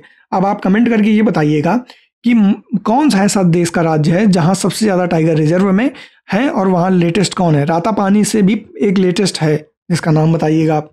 फिर अगला है मुरगांव पत्तन प्राधिकरण, और जो ये मैं बात कर रहा हूँ रातापानी से भी लेटेस्ट एक है, वो भगवान कृष्ण का एक नाम भी है, हिंट के तौर पे मैं बता रहा हूँ। मुरगांव पत्तन प्राधिकरण यह एनवायरमेंट शिप इंडेक्स प्लेटफॉर्म पर प्रोत्साहन प्रदाता के रूप में सूचीबद्ध होने वाला भारत का पहला बंदरगाह बना है, मुरगांव। अब भारत का पहला ऐसा बंदरगाह है जिसने ESI के अंतर्गत ग्रीन शिप इंसेंटिव लागू किया है। फिर अंतिम जो है वो है MV सैन फर्नांडो। तो केंद्रीय मंत्री सर्बानंद सोनोवाल ने केरल के विजिंजम में भारत के पहले गहरे पानी के कंटेनर ट्रांसशिपमेंट बंदरगाह पर यह पहला मदरशिप कंटेनर जहाज प्राप्त किया है। MV सैन फर्नांडो क्या है? तो केरल के विजिंजम में भारत के पहले गहरे पानी के कंटेनर ट्रांसशिप बंदरगाह पर पहला मदरशिप प्राप्त किया है। यह एक ऐसा जहाज है जो कंटेनर बहुत भारी मात्रा में लाता है, इसलिए इसको मदरशिप कहा जाता है। इसी के साथ हमने अपना ये वाला टॉपिक भी आज समाप्त कर लिया है। अब ये देखते हैं कि हमारे पास अभी क्या क्या बचा हुआ है, तो ये देखते हैं। अब हमने राष्ट्रीय परिदृश्य को खत्म कर लिया, सूक्ष्म दृष्टि को खत्म कर लिया, अंतर्राष्ट्रीय परिदृश्य को भी खत्म कर लिया और इसके सारे पिलर्स, अंतर्राष्ट्रीय संबंध, अंतर्राष्ट्रीय प्रकरण, अंतर्राष्ट्रीय सम्मेलन, अंतर्राष्ट्रीय निर्वाचन, अंतर्राष्ट्रीय आपदाएं, इनको कर लिया। अब हमारा क्या बचता है? पहला हमारा आर्थिक परिदृश्य बचा है, इसको हमें जल्द से जल्द कंप्लीट करना है। इसके जस्ट बाद मेरी कोशिश रहेगी कि मैं आर्थिक परिदृश्य को ही लेके आऊँ, और यह भी कोशिश रहेगी या तो इसे एक दिन में या 2 वीडियोस में इसको कंप्लीट कर दिया जाए। फिर हमने वैज्ञानिक परिदृश्य पूरा कर लिया, जिसके तहत हमने अद्यतन खगोलीय गतिविधियां, अद्यतन तकनीकी और प्रौद्योगिकी, अद्यतन पर्यावरण विज्ञान, शरीर एवं स्वास्थ्य विषयक वैज्ञानिक गतिविधियां और रक्षा विज्ञान को भी हमने कंप्लीट कर लिया। साथ ही साथ हमने क्या किया, बीच में हमने एक क्लास उत्तर प्रदेश परिदृश्य की भी पूरी कर ली। और आज हमने अपना सबसे बड़ा जो टॉपिक है, लगभग 40 पेज का जो ये टॉपिक था जिसका नाम है संक्षिप्तियां, इसको भी हमने कवर कर लिया। अब हमारा दूसरा जो अंतिम टॉपिक बचता है जिसको हमें खत्म करना है वो है खेल परिदृश्य। तो हमारे पास टोटल 2 टॉपिक हैं, एक है आर्थिक परिदृश्य और एक है खेल परिदृश्य। इनको हमें कंप्लीट करना है। तो इस वीडियो के बाद हम 4 दिनों से या 3 दिनों के अंदर ही इसको भी कंप्लीट कर लेंगे। तो यह आप ये यकीनन मान के चलिए कि 15 तारीख तक आपकी ये मैगजीन खत्म हो जाएगी। अधिकतम 16 तारीख की ये डेट होगी, इसके बाद डेट नहीं होगी, ताकि आपको लगभग 10 या 8 दिन, 1 हफ्ते का समय मिले ताकि आप इसको पूरी तरीके से पढ़ सकें, समझ सकें और याद रख सकें, ताकि आपके एग्जाम में अच्छे अंक आए। तो ये रही बात इसकी। अब आज का कार्यक्रम हम यहीं समाप्त करते हैं। आगे हम मिलेंगे आर्थिक परिदृश्य वाले टॉपिक में। और अगर आपको यह वीडियो अच्छा लगा, अगर आपका कोई सुझाव है तो प्लीज़ हमें कमेंट करके बताएं। हमें आपके कमेंट की बहुत ज़रूरत है ताकि हम इस प्रोग्राम को और सुधार सकें, ताकि हम आपको सबसे अच्छे तरीके से अपनी बात रख सकें, ताकि आपके एग्ज़ाम में आपको बेहतरीन अंक मिल सकें। अगर आपका कोई सुझाव है तो हमें ज़रूर बताइए। अगर आप कोई बदलाव चाहते हैं तो हमें बताइए, हमसे जुड़िए, हमारा उद्धार करिए, अपना उद्धार करिए। साथ ही साथ ये वीडियो लोगों तक पहुंचाइए, इस चैनल के बारे में लोगों तक बताइए। अगर आपको ऐसा लगता है कि बताना चाहिए तो ज़रूर बताइए। हमें लाइक करिए, शेयर करिए, कमेंट करिए और सब्सक्राइब करिए। हमसे जुड़े रहिए। जल्दी मिलेंगे आपसे एक नए वीडियो में। तब तक के लिए धन्यवाद। जय हिंद।